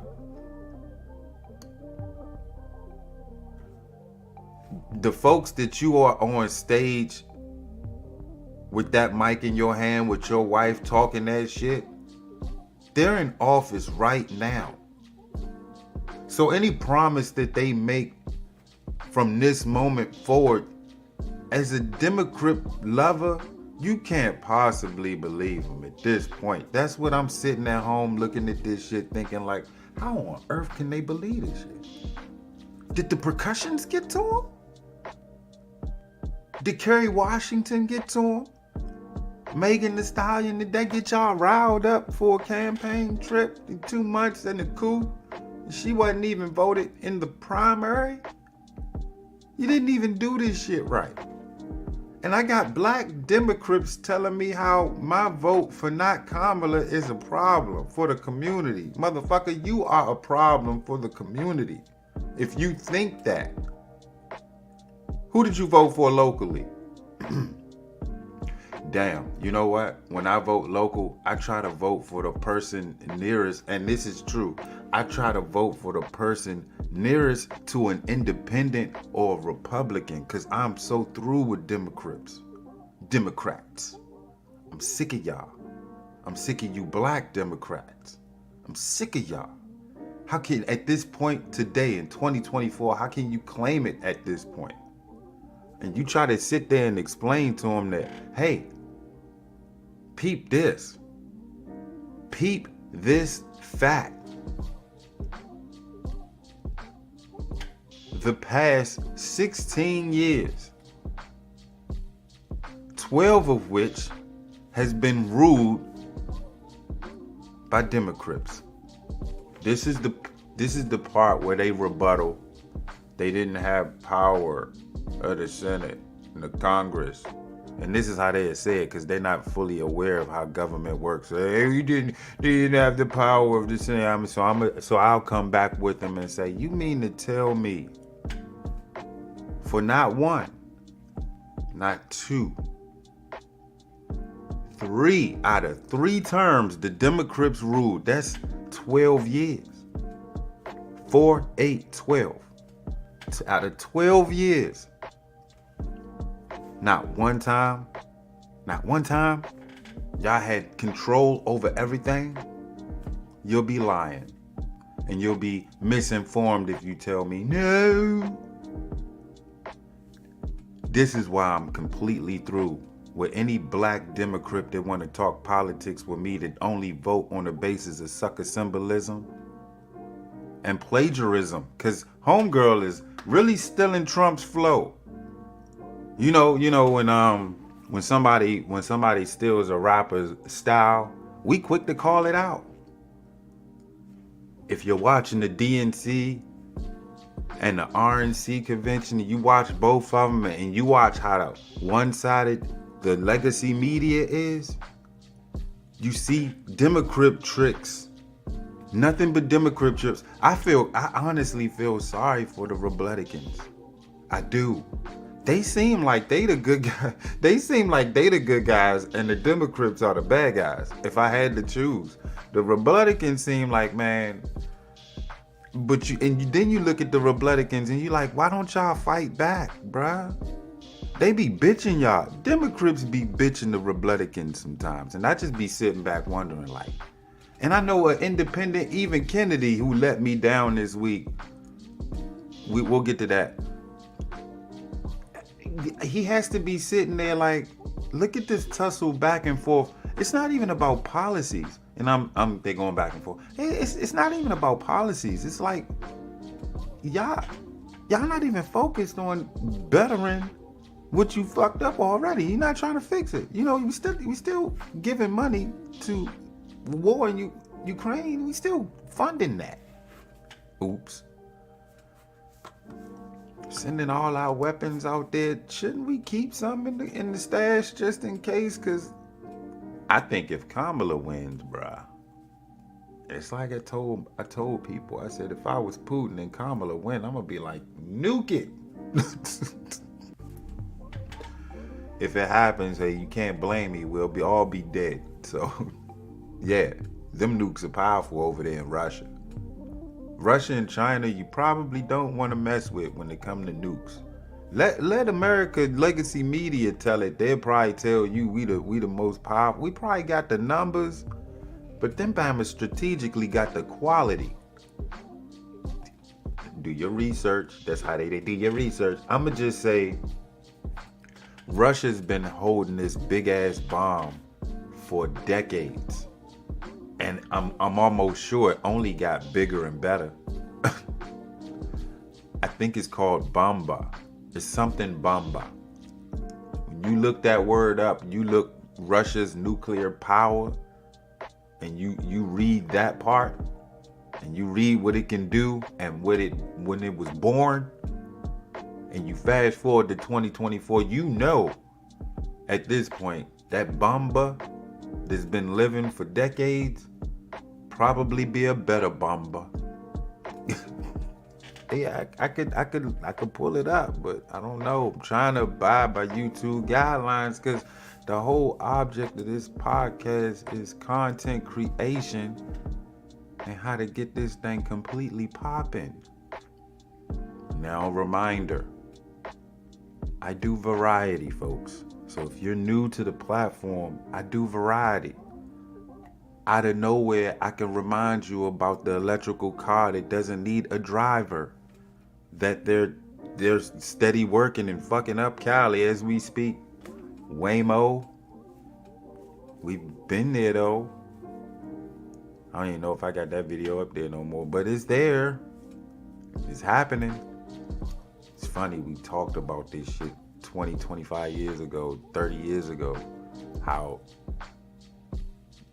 dystopian and futuristic this shit is gonna get, and pieces of it is coming in like it's growing like weeds. And you ever seen them vines that grow on your shit? You gotta completely rip off. I'm looking at my fence now like, goddamn, could you stop? It's like a fucking octopus. It's just growing all over the place. Chop that shit up. That's exactly how it feels today in society. With technology getting better, the stranglehold on the citizens of America that our own government has over on us. Like, damn, the revolution should have been happening. We must be that docile out here. Now I'm just flowing. I'm just talking. This podcast, right? See, Instagram think they slick, but see, I got something for Instagram for that. This is supposed to be planned.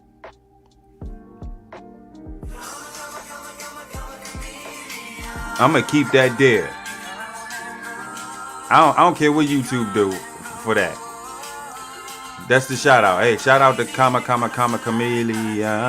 There's a shout out to you, boo. All right. Okay, shut that shit up now. Shut that shit up. Shout out to Kamala. Yeah, even even the political posts be getting airplay, man. People like that shit. So I said, you know what? Bang, I'm gonna do that shit. So again, graphic designers, Photoshop folk, if you can, if you could please put my face on that right there, we good to go, bro. Cause all I'm gonna do is put it like, I'm gonna put it in the platform, so when that shit happens, I'm gonna just play it just like it is. I just want to take up all that other shit that's outside of it. You know what I'm saying? But I'm gonna play that shit. I'm gonna post that shit on a given every time on Instagram. Just be posting that with my face on it, just randomly. Boom, something else happened. Then they gonna hit me like, what just happened? Yeah, you want to know? Yeah, it is a flat. Nah, I ain't gonna do that, man. We just hit the 2-hour mark, man. I'm gonna holler at y'all. It's Sunday. I forgot what day it was. I'm smacked. And I'm rambling. So yeah, the topic of discussion was basically, how you convert numbers like these. 54 motherfuckers like this post. I didn't create it. I just reposted it. But I always write something in here. You see what I'm saying? I always write something in here. Like I'm gonna randomly post something that I know I wrote on. And I guarantee you I wrote a lot of shit on it. Watch, here we go. I'm gonna try this one. I wrote a little something.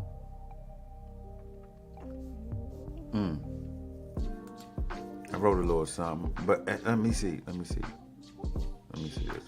Did I write something? Yeah. I wanna find somewhere I wrote a scroll. One of them. Did I? Nope. God damn. Hold up. See, I know I'm getting there. Let me see. Did I write something here? Not enough. Not enough for me. You know what I'm looking for. Oh, I know I wrote something right here.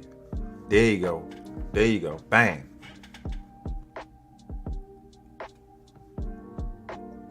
It's funny they ain't want to like this one. There's a lot of truth in this post.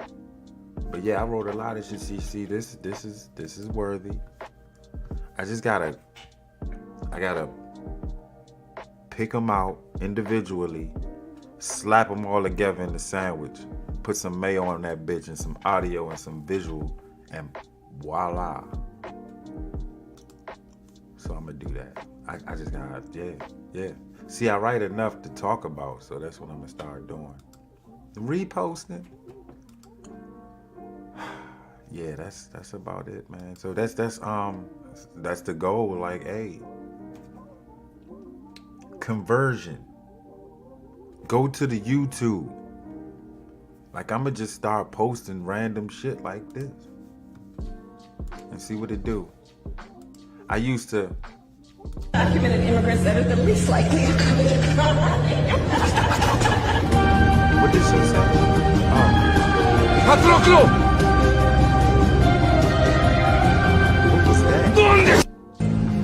Are undocumented immigrants that are the least likely to commit a crime. Why the fuck she always cackling? That goddamn cackling for nothing. Like, you talking about immigrant individuals and then laugh. Why you laughing?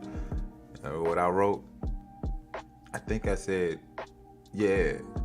I said she cackles 24/7. I said that sounds a drunkenness. Like you drink a lot. She come off like she drink a lot.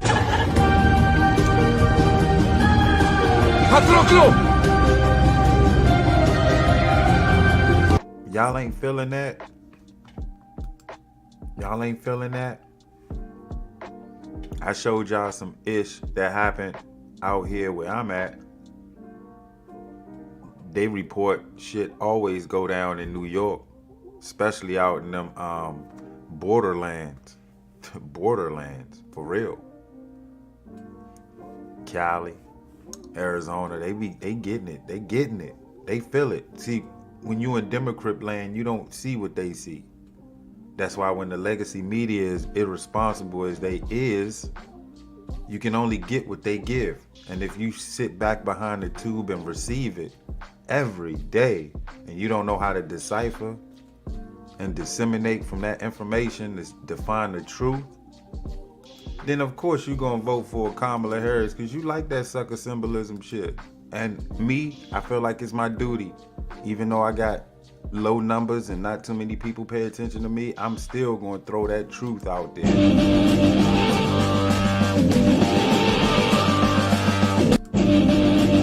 Indeed. I see you, legacy media. I see you, legacy media. Y'all doing this one-sided thing heavy. And I got to thinking, I said, yeah, no wonder they here asking everybody for their vote, telling them, hey, I promise you this. Things are gonna get better if you vote us back in. No. For 3.5 years, y'all been talking about this Bama all the time, every single time. Y'all ain't even really talk about fixing shit. If anything y'all wanted to fix was the shit that y'all not fixing now with them wars going down. And now you asking for another round, another 4 rounds? Nah, that's not how we gonna do this. That's not how we supposed to do this, but from what legacy media says that she's up on the polls. I'm just a mere citizen on the sideline watching the Democrats and the Republicans. Don't go there. I just told y'all a while back that the guy that I was voting for quit. Robert F. Kennedy. Let me see if he quit yet. Robert F. Kennedy Jr. Oh, he's going to endorse Trump. Pete. Oh, maybe we should hit this. Maybe we should just play this video and let them talk this shit out. Yeah. I peeped it. Hey, Kennedy, I see you, bro. I see you. They censored you just like they censored Bernie. They censored the shit out of y'all. Every time Bernie Sanders I'm talking about, every time Bernie ran, no, y'all will not give me cookies or nothing. I'm gonna block the shit out y'all. Screw y'all. I don't want nothing to do with Fox. Hey, when Bernie was running, I used to purposely ask people, who's running for president? And at the time, it was like Hillary or some shit. It's like Hillary and Blase and McCain and Blase blah. Blah. We don't remember, but I do remember Bernie was running. Even in the primary, he was kicking ass. And folks still didn't even know he was running. They say, I'm voting for Hillary Clinton to put a woman in office. Damn. Her? Clinton? Sheesh. We got it bad. Them black delegation. So when RFK said he was running and he was running independent, I said, watch what they do to this Bama, man. They gonna do exactly what they did to Bernie. People ain't even gonna know they got a third, fourth, fifth party running. Because media, legacy media, ain't putting them out there. You know how legacy media was talking? They'd be like, Kamala's up on the polls. Trump's still bullshitting. And Robert F. Kennedy's... That's exactly how legacy media reports it. They'll say his name, but you won't hear all of it. They be like, yeah, Trump's back in court for some bullshit he done did. And Kamala's looking great. Look at her beautiful gown. She's talking to me emotional. Oh, he's crying. Yeah. Robert F. Kennedy Jr. is Robert F. Kennedy. That's how legacy media was going. So, hey, here's the truth right here in your face from Fox News, by the way. But they're going to make it seem like he's just pointing the finger like, y'all fucked me over. He's right. So I'm going to just let him tell it. And of course, we got to go through this bullshit ad. Look, hey, especially if I ain't accept cookies, right? Got to go through that shit. You know what I'm saying? If I accepted the cookies, I probably would have got them calls tomorrow. Hey, we want to sell you Medicare. Hold up now. Fox News Sunday. Shannon, thanks for having me. Okay, so let's get this out of the way. And that part, I had to get used to. Hold up now. That's what country coming out of me now. Hold up now. What we doing with the face? Oh, okay. I ain't press play. I had to get used to that voice, bro. I was like, what is this Bama dying? What's going on with this Bama's voice, man? What do you got, the smoker's voice? You and President Trump not always fans of each other. He posted on social media earlier this year, he's one of the most liberal lunatics ever to run for office. A phony radical left fool whose poll numbers are terrible and getting worse. The New Yorker said just a couple of weeks ago this: in a recent text exchange, Kennedy told one person that Trump was a terrible human being, the worst president ever and barely human. He is probably a sociopath. Now, I haven't read your text, so you can speak to that. But how did you get from that position to Friday night? Well, you know, it became clear to me that I did not have a path to victory. 16 months of censorship, of not being able to get on any network really except for Fox. And did y'all hear that? I'm going to replay that, bro. I'm going to try to replay it. But he said for 16, I know because his voice, you got to get used to this. When you listening to Robert F. Kennedy, it's almost like he struggles to get his words out. But he seems normal, but you get used to that. Man, the first time I heard him, I was like, poor guy, man, that shit must suck. Literally, that shit must suck. Like you sucking for voice right now. Like you ever lose your voice and try to, I have plenty of times, a coach, can you imagine on the sideline, nothing's coming out. That's what I feel like for him, man. That shit's blowing me. But you gotta get used to it. But for 16 months, he said, he's been censored. And right now, I could tell where Fox is going. They're gonna try to spin it as if he's blaming them for it. He's right. And I had, in fact, 16 months of censorship, of not being able to get on any network really except for Fox.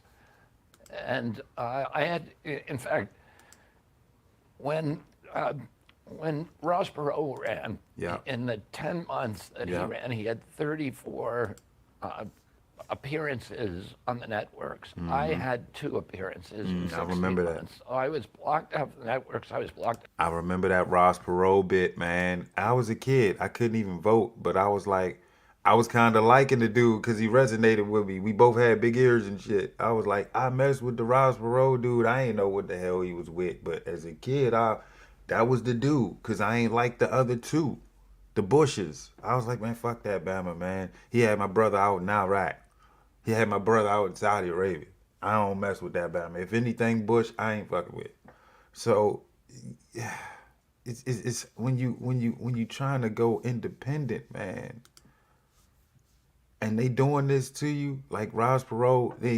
Ross Perot had 34 showings. Can you imagine what Clinton and them the Bushes they had? They was all over the place. You barely seen Ross Perot. He had to fight for that 34 too, by the way. As for Kennedy, goddamn, you would think you would have thought he had more. You would have thought he had more just all family's sake. I guess government just don't fuck with the Kennedys. President Trump had been reaching out to me, and I talked to him a few hours after the assassination attempt, and we had a long conversation by phone. I then had 2 extensive meetings, and there were issues, the broader issues that were most important to me, the ones that brought me into the campaign, which was ending the Ukraine war, ending the censorship and protecting children's health. We're all reforming our food supply, all the things that we need to do to make our children healthy again. Isn't this what the American people want? Hey, can we vibe out to that real quick? Go ahead, vibe out to that. How about we vibe out to that? Because that was some heavy shit.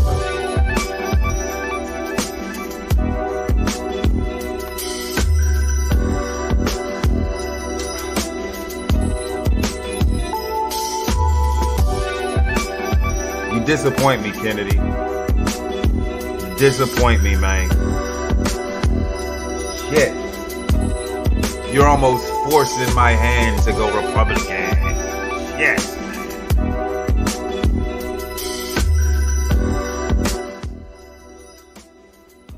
Yeah, man. So I think it is official. He has dropped out of the race.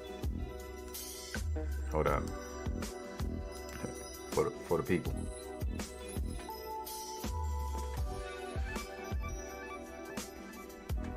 You pay attention to what he said, man. In the beginning.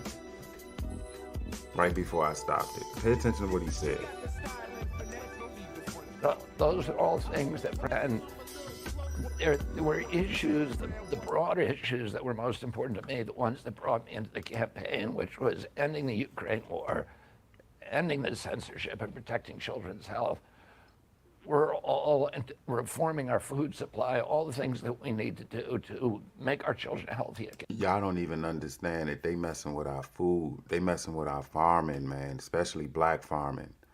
They messing with all that. I got to thinking, I'm in the car coming home one time. Actually, I'm coming home from that damn test drive because it was a long-ass drive and I had to stop at the gas station, but I didn't want to get a soda because that long-ass drive and it was hot outside.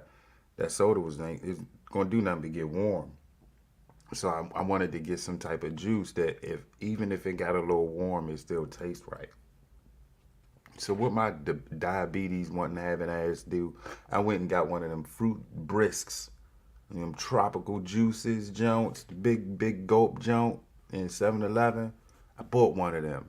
The first 5 minutes was okay, but then it was just like, it feel like I'm just swallowing a bunch of powdered fructose, man. I can't be drinking this shit no more. Y'all gonna see what I'm saying when you get older. I like saying, you see what I'm saying? You gonna see what I'm saying when you get older. When you get older and your body be like, hey, that thick juice shit that I ain't really feeling that no more. You better listen to your body. For some odd reason, my body like, man, if you don't drink Coke, it better be water. Got you. Hey, apple juice. Yeah, but you're going to be fucked up. Yeah, it's worth it, though. At least it's kind of healthy. Yeah. And then I'm talking to my body and shit. So, yeah, they messing with farming, bruh. You look up the farming crisis, because there is a farming crisis in America. You better get with it, Democrats. I know, because you're not aware. You worried about getting shot outside your home because it's that bad out there. Let's get it back, man. Let's get it back. Oh, my bad. Let's get it back. I'm sorry. Again. Those are all things that President Trump also wanted to work on.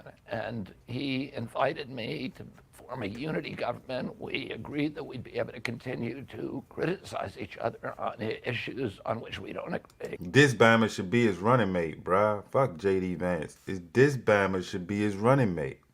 Simple and plain. I don't know why not. I was hoping, I said, in order for Trump to get my vote, his running mate has to be Kennedy. I fuck with him heavy then. I mess with him now, but it's not enough for my vote. Kennedy just exposed my vote, so now my vote's up for grabs. But there's 4 candidates left. So the other 2 on the down ballot's gonna have to convince me. Or if I have to choose, I'm gonna follow where Kennedy went, because as y'all heard, the top of his list was health, kids, food, and I'm sure education somewhere around in there. And you know what he first said? Stopping the war. That's, you don't even have to be a Gaza, Hamas, Palestine, Iran. You don't have to know nothing about nothing of that. Just know the key thing. You shouldn't be shooting at each other. This is Earth. I'm sure God wouldn't want that, whether it's God, Allah, whoever, Buddha, whoever, Baba. I'm sure the person who you pray to ain't happy with how your country's going right now, with you sending missiles over there, bombing and killing kids and mothers and innocent people, just trying to still go to school while they're at war. Bruh, these motherfuckers are still the toughest humans I know on the planet is out there in the Middle East. Walking to school, your school's already been bombed, but your teacher's there preparing a lesson. Or maybe not. Maybe the school's closed, but your teacher's still trying to work with the kids to keep their mind off all the bombs and missiles flying over their heads. So she's coming house to house just to check on her kids. How y'all doing? I know it's bad, but let's learn some more. Let's learn about what's going on and how it's going on and what we can do about it. And at the same time, hoping for aid and help just to at least get them out. Maybe there's still an evacuation plan. Boom! You still going through that while you're there. And as the average citizen of America, all you really want, if you are true to the game and you know what's going on, even if you don't know, don't you want it to stop? Kennedy was for stopping it. Trump is for stopping it. So I can't ignore that. The people that are in office right now ain't stop it yet. But these issues are so important in their way of unifying our country. We need in this country to reach a point where we love our children more than we hate each other. Because if you believe the children are our future and you're supposed to teach them well so they can lead the way, then the future is intact. But when you have COVID from 3 to 4 years, fucking kids up and all they had was Fortnite and a Galaxy tab for school, what do you think they're going to do when they get in 18? They ain't going to know how to socialize or write out a resume. Hey, you can do it digitally now. And damn, if you can't do a resume now as a 16, 17, 18-year-old, you sadly mistaken and your mother failed you. Your father failed you. You probably was in a single parent household. So whoever was with you failed you. Because if it's digitally, you ain't got to write shit out. Remember having to write shit out on an application? And some of them applications wasn't 1 page. It was 10 pages. Why am I signing this shit? I signed this shit page 2. You asked me to repeat this shit. And not only that, I had to come with my damn transcripts because you want history from afar. I don't remember that shit that happened 10 years ago when I'm filling out this resume. That's another reason why I stayed at my job, man. I said, I ain't going to be job hunting and having to rewrite my resume, even though I have a killer resume. Shout out to sis. Oh, it's naked. Let me get the nakedness up out of here. Yeah, sister helped me out on my, it wasn't free. I paid for it. But she beautified my resume. She made me look like a king. And I ain't even use it yet. You know what? I do use it. I use it when I ship off my when I send my coaching resume. I send my other resume just to give my sister some shine. They hit me back. They'd be like, Kenneth, Your credentials are so fire. I'm paraphrasing, you know, I mean, they ain't say that. Your credentials are so great. We gotta bring you in. Like literally, I could have been coaching a school in Montgomery County, but I had to get my wisdom tooth pulled. So I didn't want to sit in their face with a swollen. I didn't want to sit, not like this, not like this. And somebody else got the job. And then they called me anyway. They still wanted me to help out. Come out, help us out. We want you. We just want you around our team. All right, cool. It's volunteer, but we gonna figure out how to get you paid. I ain't pressed. I don't even think I'm gonna stay. I'm gonna just get y'all going and I'm out because I really want to do it in my own county. So, yeah. So, that happened. Credentials. I'm trying to back it up, man. Yeah, like I said, this Bama Trump could clearly possibly get my vote now. It's a good unifying theme that I think a lot of people could get around. It's how we get there. That's always the devil is in the details. Have you all negotiated over or talked about a cabinet position, another position within a Trump Should have been his government running mate, bro. in exchange for your endorsement? No, there's been no commitments. But I met with President Trump, with his family, with his closer advisors, and we just made a general commitment that we were going to work together. What about the states where you're trying to get off of a number of swing state ballots to say, I'm going to stay on a number of state ballots, but in these swing states, I'm going to try to withdraw myself and ask my supporters, or at least you're telling them, think about supporting President Trump. Did you negotiate over which states you would try to withdraw from? Yeah, I mean, we all knew which states they were. There basically is 10 swing states where my presence in the race would have helped Vice President Harris and would have harmed President Trump. So I'm going to get off the ballot in those states, and then we're going to stay on the ballot in 30 states. And, I'm encouraging people to vote for me in those states. Those are states where the votes, they're either all red or all blue states where their votes are not going to change the outcome of the race. But in the states where I would have been a spoiler, I'm going to get out. Do y'all understand what he's saying? He's gonna stay in some of the states where he can be a problem for Harris, but he's getting out of the states because he doesn't want to be an issue for Trump. That's why he's getting out. It's honorable, but damn, I needed somebody to down ballot vote for, and he was the perfect candidate because he was only losing because the media wasn't pushing him. You have to ask yourself, why wasn't the media pushing RFK Jr.? Such disrespect for a man with a lot of legacy. It's about 10 states. Okay, so there were reports a couple weeks ago citing an official from your camp and also a Democratic official saying that there'd been outreach to the Harris camp as well to possibly discuss you working within the Harris administration in exchange for an endorsement of her. Is that true? And what happened? I don't want her endorsement.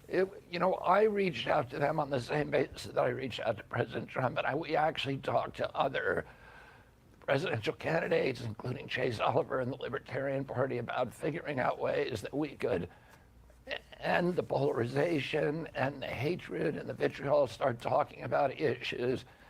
And working together. And I was welcome to listen to anything from the Democrats that they were going to do something about the war, about the Ukraine war, about the censorship, about the child health crisis, this epidemic of chronic disease that has now disabled about 60% of our kids. And when my uncle was President Shannon, only 6% of Americans had chronic disease. Today, over 60% do. And it's hard to find a kid today that's not been damaged by it. And it's coming from our food supply, from pollution in our environment. This is why I was going to vote for him. But when I get into these political realms and we get the political talking and that they talk that Democrat talk, and it always sounds the same. Trump's a racist. We keep saying that, but when we talking about actual issues, they say, Kenny, for a new Volvo? hold up, what the hell is over going at on? Lindsay. They say, Kenny, who you voting for? And I specifically tell them why and how I'm voting, and they don't want to hear too much of it. And I'm like, why? Why not? It's great shit. Why don't you just listen? They don't want to listen. They don't want to hear it. They call you out for some bullshit. I'm trying to find the rest of that video, but you could get the gist of what he was talking about. I don't want to end up having to put something out there that ain't supposed to be out there on this website. I know I didn't accept the cookies, so it's anything goes with Fox, man. You gotta watch out. But yeah, the stuff that he stood for, bruh. I just said this shit. He was hitting it. That's why I gotta go back. That's exactly why I go to. Hey, let me find that. I'm going right back because he started to preach, and it was the exact reason why I was gonna vote for him. And if people would just sit and listen to me, they would have known, bro. This ain't it. Oh, there it is. Okay, let me hit it here. Okay, so I'm gonna take it back to where he was giving you why he was hold up. Yeah, his game plan moving forward. That's what I'm gonna give you, and we're gonna go on to where he started to really put some gems out there. Negotiate over which states you would try to withdraw from. Yeah, I mean, game we all plan. knew which states they were. They're basically 10 swing states where my presence in the race would have helped Vice President Harris and would have harmed President Trump. So I'm going to get off the ballot in those states, and then we're going to stay on the ballot in 30 states. And, I'm encouraging people to vote for me in those states. Those are states where the votes, they're either all red or all blue states where their votes are not going to change the outcome of the race. But in the states where I would have been a spoiler, I'm going to get out. So it's about 10 states. Okay, so there were reports a couple weeks ago citing an official from your camp and also a Democratic official saying that there'd been outreach to the Harris camp as well to possibly discuss you working within the Harris administration in exchange for an endorsement of her. Is that true? And what happened with that? I reached out to them on the same basis that I reached out to President Trump, and we actually talked to other presidential candidates, including Chase Oliver and the Libertarian Party, about figuring out ways that we could end the polarization and the hatred and the vitriol, start talking about issues. And, I was welcome to listen to anything from the Democrats that they were going to do something about the war, about the Ukraine war, about the censorship, about the child health crisis, this epidemic of chronic disease that has now disabled about 60% of our kids. And, when my uncle was President, Shannon, only 6% of Americans had chronic disease. Today, over 60% do. And, it's hard to find a kid today that's not been damaged by it. And it's coming from our food supply, from pollution in our environment, from toxics in our environment, and mainly from corruption in our government that allows that to happen. You've talked about, or there's been discussion that if you were to join the Trump administration in some health-related position, that you have real interest in dismantling things like the FDA, the CDC. From corruption in our government that allows that to happen. Food supply, from pollution in our environment, from toxics in our environment, and mainly from corruption in our government that allows that to happen. In our environment, from toxics in our environment, and mainly from corruption in our government that allows that to happen. You've talked about, or there's been discussion that if you were to join the Trump administration in some health-related position, that you have real interest in dismantling things like the FDA, the CDC, NIH. You would like to see a focus away from infectious diseases to what you're talking about, more chronic diseases.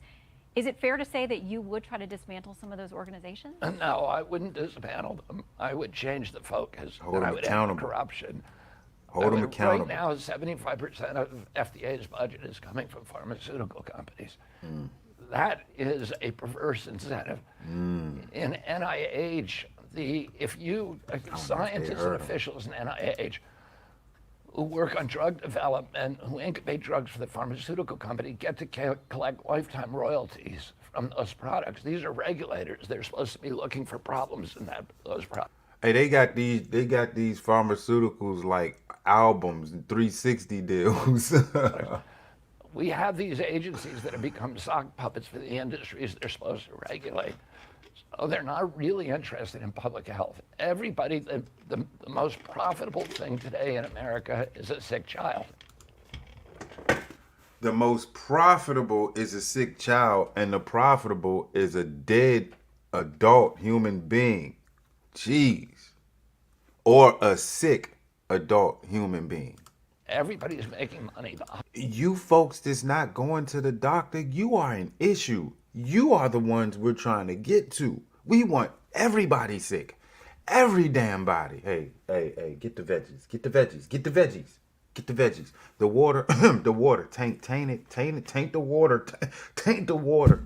They coming for the air next. Hospitals are making money. The pharmaceutical companies are making money. Even the insurance companies make money. And we need to end those perverse incentives. We need to get the corruption out of FDA, out of NIH, out of the CDC, and make them function as they're supposed to function, which is to protect public health and particularly children's health. I'm going to go back to your decision from Friday. What happens when you hear a politician on open air, live and direct? Why y'all keep doing that? Why they keep doing that? What happens when a politician openly tells you that, yeah, there's corruption in our government? What do you think about that? How would you react?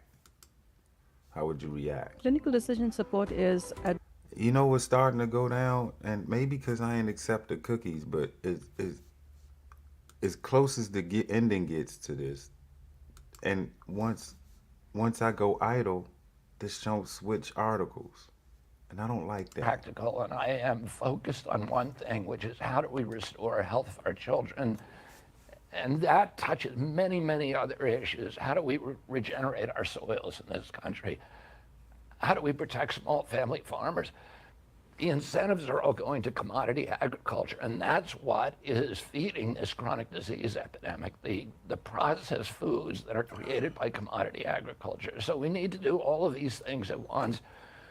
Protect small farmers, restore our soils, regenerative agriculture, and to get the corruption out of the federal government and make these agencies do what they were created to do, which is to protect our health and not serve the mercantile. He keeps repeating it. It's almost like it is a real problem, and it's got to be a real problem with health, children's health and adult health.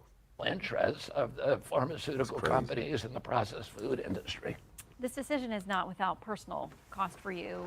Your own family went to the White House on St. Patrick's Day, took a huge picture with President Biden, made clear who they were supporting. Friday night, your siblings issued this statement. We believe in Harrison Waltz. Our brother Bobby's decision to endorse Trump today is a betrayal of the values that our father and our family hold most dear. You posted on X Friday night saying you're grateful to your amazing wife because the decision that you've made is one that she's uncomfortable with. Oh, so talk to us about the personal backlash you have to deal with and moving forward. I mean, you know, my family is personal backlash. Democratic Party. I have 5 members of my family that are working for the Biden administration. President Biden has a bust of my father behind him at the Oval Office. He's been a family friend for many, many years.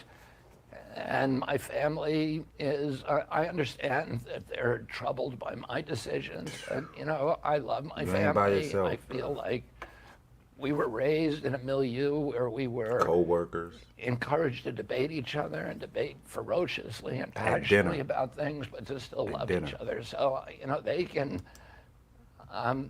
they're free to take their positions on these issues. There are many, many members of my family who are working in my campaign, who are supporting me. I have a very big family. There's a few of them that are troubled. But, you know, I think we all need to be able to disagree with each other and still love each other. Wall Street Journal has this. They Come say to it's a common ground. A double-edged sword, essentially, that it may help President Trump to pick up some of your followers if they're willing to go over there. But they warn about what he would do in his administration. They say this, RFK Jr., if he's anywhere near the healthcare or environmental agencies in a Trump administration, look out. Mr. Trump's best response is to thank RFK Jr. for his support, make no promises about the future, and by all means avoid joint campaign appearances.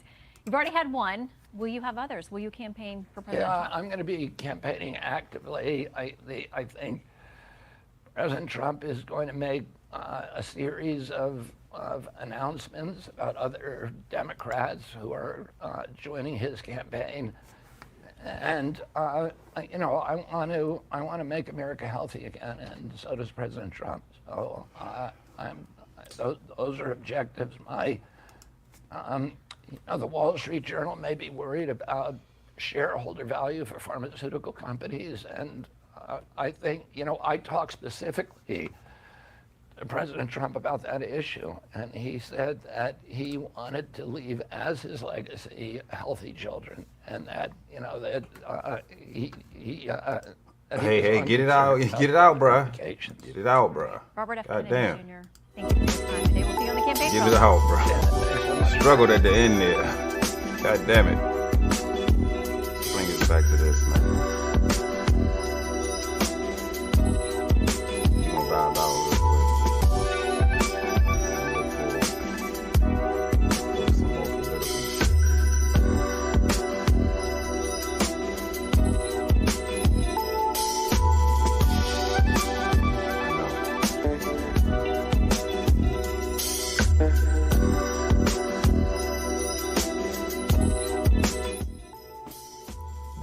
They say, yeah, that'll do that. God damn it. You got all on my shoes. They say, yeah, I gotta clean that shit up. They say, you could lead a horse to water, but you can't make him drink. And you can't make him drink soda correctly either, because you'll make a mess there. God, I gotta clean that shit up. I'm glad it wasn't up here. It could have been up here all over the... Oh, shit, that would have been a problem. I'm going to drink the rest of that, though. Yeah, I'm going to drink the rest of that. It ain't going to waste. They say you can lead a horse to water, but you can't make him drink. For a while now, I've been posting the truth about Miss Harris. Miss Kamala Harris. I've been showing everybody who she really is, and it's no issue. I don't have an issue that she's Indian, Jamaican. She just ain't black. She's melanated, yes, and she's a melanated sister from across the river. Man, he tried to rhyme it, but yeah, she's from out there, South Asian. You know, getting the arguments with folks, you keep telling them that, you know, she's not what you think she is.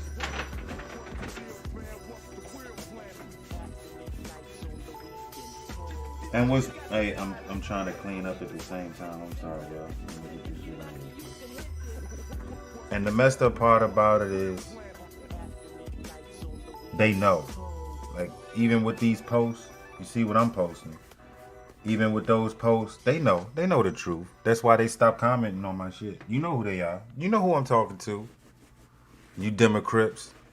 You fraternity. You fraternity Greeks. You fraternity Greek geeks. You stompers. You stompers and trompers. I'm talking to y'all. The entire HBCU organization, alumni affiliates, and those who can vote that are 18 plus will be voting for her. I don't know if I could find somebody that ain't pledged that's not voting for her. I'm going to put that to the test. I'm going to find... The goal is to find somebody who went to a HBCU that is not voting for Kamala Harris. I bet I can't find one. They stick together, man. You think the Jews stick together. They got problems with Jews. Them gatekeepers from them HBCUs, you see them? D.L. Hughley, Steve Harvey. Hey, D.L. ain't even graduate. He claiming this shit like he's like really part of it, bro. You pretending. You ain't even graduate. Society don't know that because they don't do their due diligence and say, hey man, DL, you a faker. You ain't even who you say you are. Did you shouldn't you graduate to become like one of them Greek freaks? And we ain't talking Giannis. Shouldn't you like graduate too, like to put the cream on the ice cream? The icing on the top of the cake? You ain't even graduate. Steve Harvey, didn't he drop out of high school or some shit? He ain't even educated. And this is the pedestal y'all giving these folks? A platform to monetize off your vote? Shit. Y'all tripping. Y'all tripping out here. Peep this. On fear. If Americans want to vote out of fear, they're going to vote for these guys. If they want to vote out of hope, they're going to vote out of me. Independent presidential candidate Robert F. Kennedy Jr., who held his own event tonight, moderated by John Stossel, at the same time as the presidential debate. He answered many of the same questions. And as Chris was saying a moment ago, there's a good chance that he won just by being there. And he joins us now. Thank you so much for coming on. Appreciate it. All right, first, let's just get your overall thoughts from watching today's debate between Trump and Biden. I think it's going to leave a lot of Americans depressed. You know, we have a crisis now. The American middle class has been hit by a nuclear bomb. You had two presidents who are saying we're having a great economy, and there's nobody in this country. I'm traveling this country every day. People are shattered right now. 70% of Americans are not making enough money to meet basic human needs. And, I'm running into elderly people who are splitting their prescriptions to make them last through the week. Mothers who are downgrading their groceries to make it through the checkout line. People who are taking shortcuts, not bringing a baby to the doctor because of the expense. They're choosing between fuel and food. This is happening not just at the lower levels, but now you have 1% of our country that owns more wealth than the 60% of the middle class. The middle class was just torpedoed by the COVID lockdowns. And there's been no recovery. And I think these presidents were not offering them anything. They weren't telling them how our kids are the first generation of children who aren't going to own their own homes, who are going to live worse than their parents. And neither of them were speaking to those kids and saying, I'm going to get you in the home. Oh, I think that's what I'm doing as a presidential candidate, and I'm thinking about it. How are we going to end the chronic disease epidemic? How are we going to unravel the war machine? They're not talking about those. Yeah. How are we going to unravel this corrupt merger of state and corporate power? These are the issues people are concerned with. Do you think, and I agree with you, the debate lacked enormous specificity. There were a lot of sweeping statements like former President Trump saying, I'll end the war in Ukraine before I take office in January, without ever saying what he would do to do that. Or I'll get Evan Gershkovich freed the day after I'm elected, without ever saying how he would do that. I could go on and on. My question to you is, do you feel, after watching this debate tonight, that more people will now give you another look? I don't know. I try not to make those, projections. I try to avoid spin, and I just think Americans are gonna. I think it was a depressing exhibition that we have 341 million people in this country, and we have brilliant people in this country, and great innovators and thinkers, and it's just depressing to say that this is this really the best that we can come up with? And these parties, locked out other people from this debate. Right. This is the first debate in history that was privately run by a for-profit corporation that's making money on the debate, and that will probably get money from both of those campaigns, enormous amount. And I think it's going to leave a lot of Americans with a reinforced idea that this whole system is rigged. But it's rigged to give us two unsavory characters, and that we don't have any choice. You know, this like Putin. Putin won by 88% of the vote, and everybody's criticizing him. But the way he did that was by controlling the media in his country and making sure that nobody else could get on the ballot. Well, and killing his opponents, there's a little more than that involved in Putin's big victory. But my point to you is that much of Biden's vulnerability in the polls were that people were a vast majority of Americans were convinced he was too old. This debate was supposed to put that to rest. It did not, by a long shot. It failed by a long shot. And Trump has there's a ceiling on Trump. There's a certain percentage of Americans who will not vote for him no matter what. So doesn't that give your candidacy, the third option, viability, especially since you are, slowly but steadily winning your way onto state ballots? Yeah, I mean, 70% of Americans said they wanted me on that stage. About between 70 and 80%, depending on what poll you read, do not want to have to choose between President Biden and President Trump. They are tired of choosing the lesser of two evils. They want, another choice. And, hopefully some of them are going to start looking at me. Do you think that it would have helped President Biden if you were on the stage tonight? I don't think it would have helped either President Trump or President Biden. I think it would have helped me a lot. Hey, Bobby, it's Chris Cuomo. Any thought yet to going to the Democrats and saying, look, I am a Democrat, and you guys have been boxing me out. Look at the numbers, look at the infrastructure, look where the people are, or really approaching the president and having a conversation with him. Because he may have a hard talk with himself after tonight, Bobby. Any thought about doing either of those things?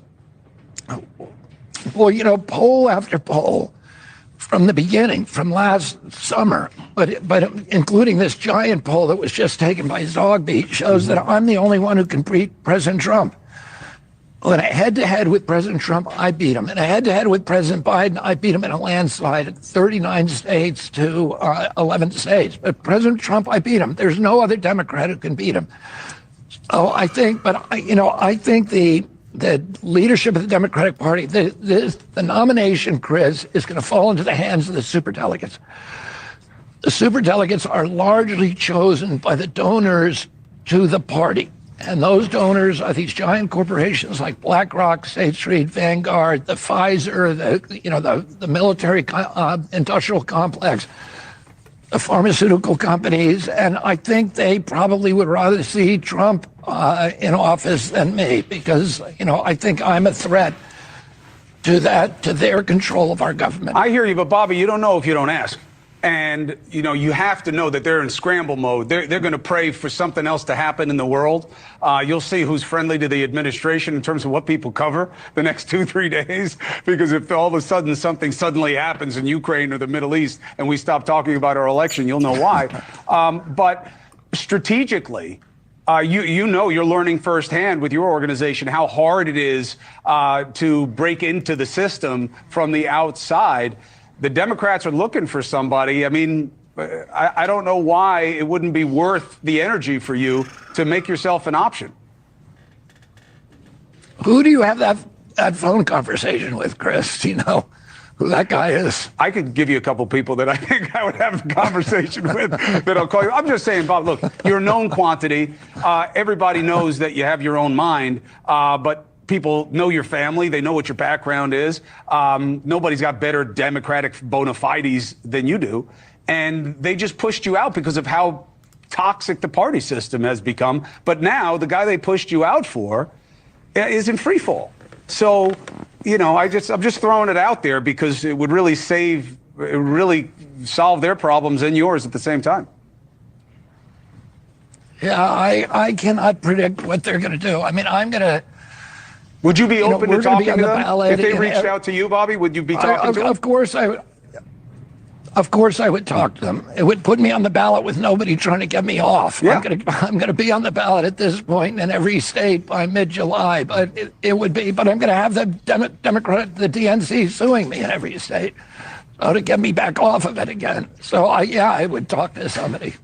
All right, well, listen, I think that something I heard you say early on is very resonant, certainly with the people in my life who were watching tonight. They're sad. They're depressed. The two people on the stage are an embarrassment as choices in a country as great as America. Jeez.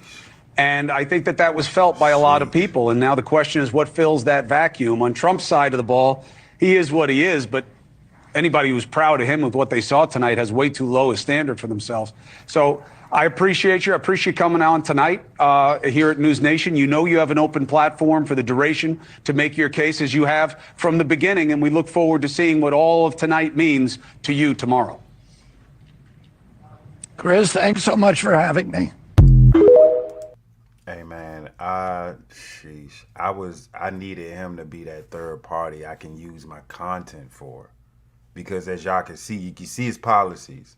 And people was asking me, look, they would get to asking, I say, who you voting for? Like I told y'all, I was clown because some people said, you only voting for Kennedy because you got your name in his name. I was like, no, but that's a cool trick though.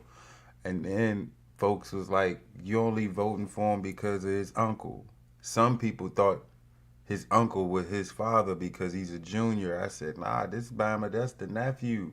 That's the nephew of the Bama. And that's even better for me to vote because now I'm looking at his policies and it matches up with his uncle's policies. And he said something that really stuck to me. He said when Kennedy was in office, the chronic disease rate for kids was at 6%. In 2024, it's at 60%. Wow.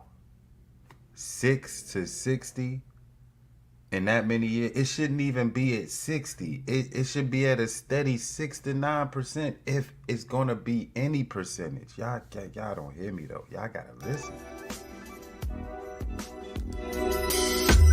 I don't know how basic I can put it.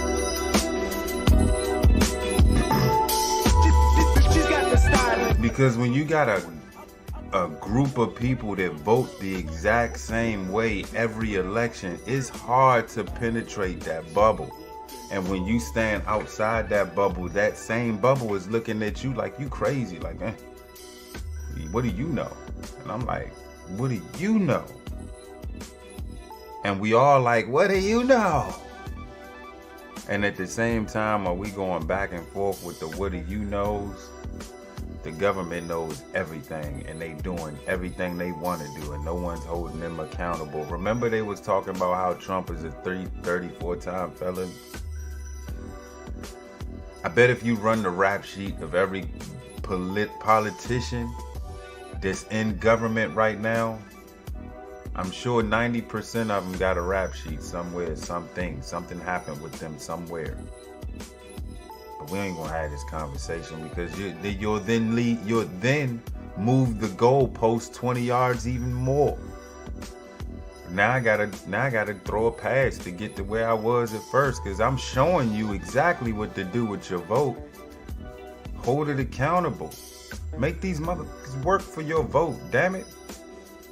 They're not working hard enough for your vote, bruh.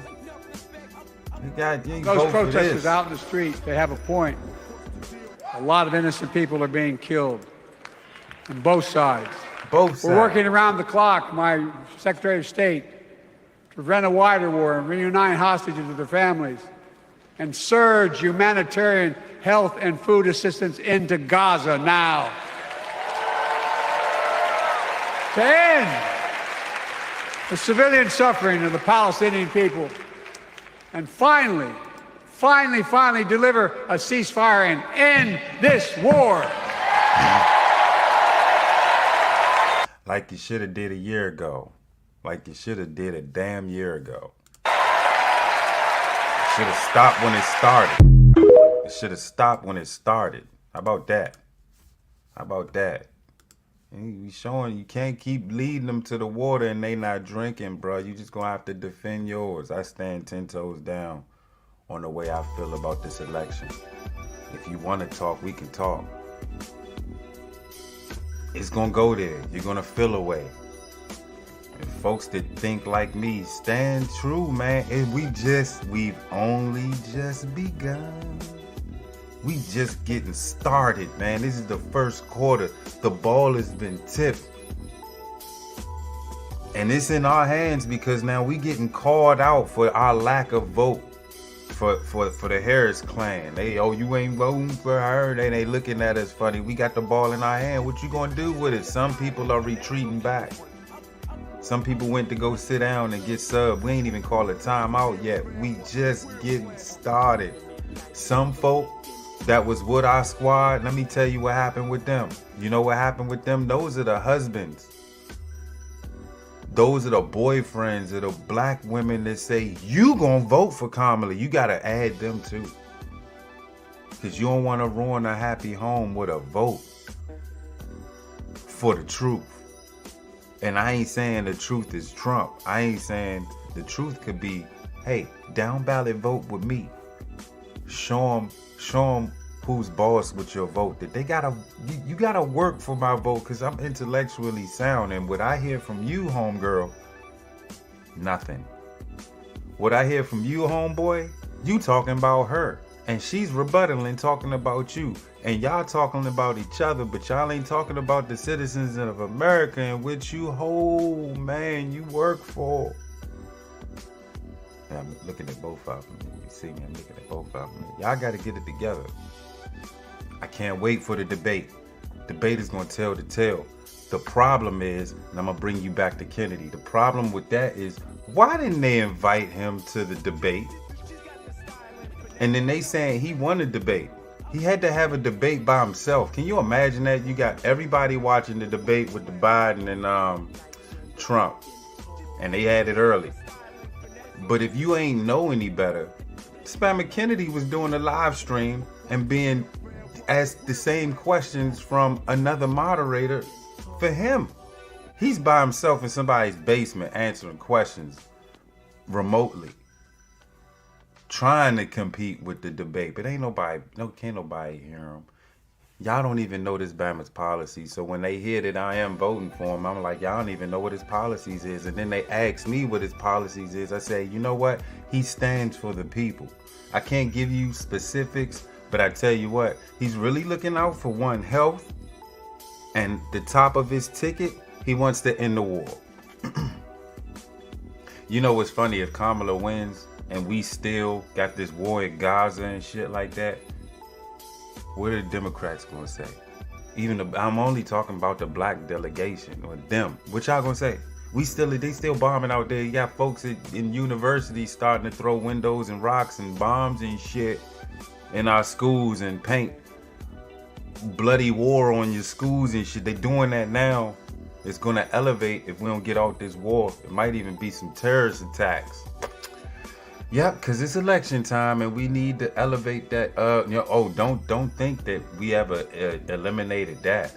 That's still a thing. The terror alert, remember back 9/11, we had the terror alert on red, yellow, orange, green.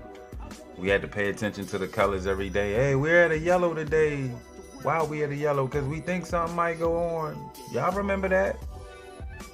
We still there. There's a terror alert going down, I'm sure. You let everybody in. I showed y'all that video. I'm gonna end y'all with Brandon Jamal, man. I thought that was a great explanation of how the black delegation holds our vote with zero value.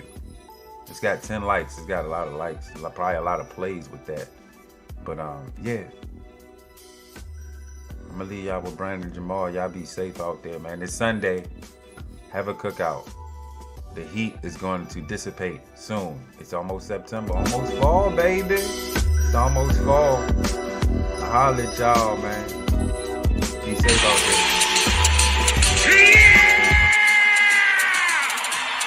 Ladies and gentlemen, Kamala Harris for president. Start it out. Another round of shots. CAC, turn out for what? We are coming back. We are coming back. We are coming back. First of all, who in the fuck is we? And second of all, is y'all not sick of this by now? Y'all ain't sick of them playing in our faces by now? Do you not realize that every time they want the black vote, they get a black entertainer to fuck with us? This is how little respect they have for us as black people. Oh shit, they got Lil Jon out here. Not only are they showing how much they don't respect black people, they're showing the average American how much they disrespect them. White folks love Lil Jon, so we get all the undecided voters to remember Lil Jon was at the concert.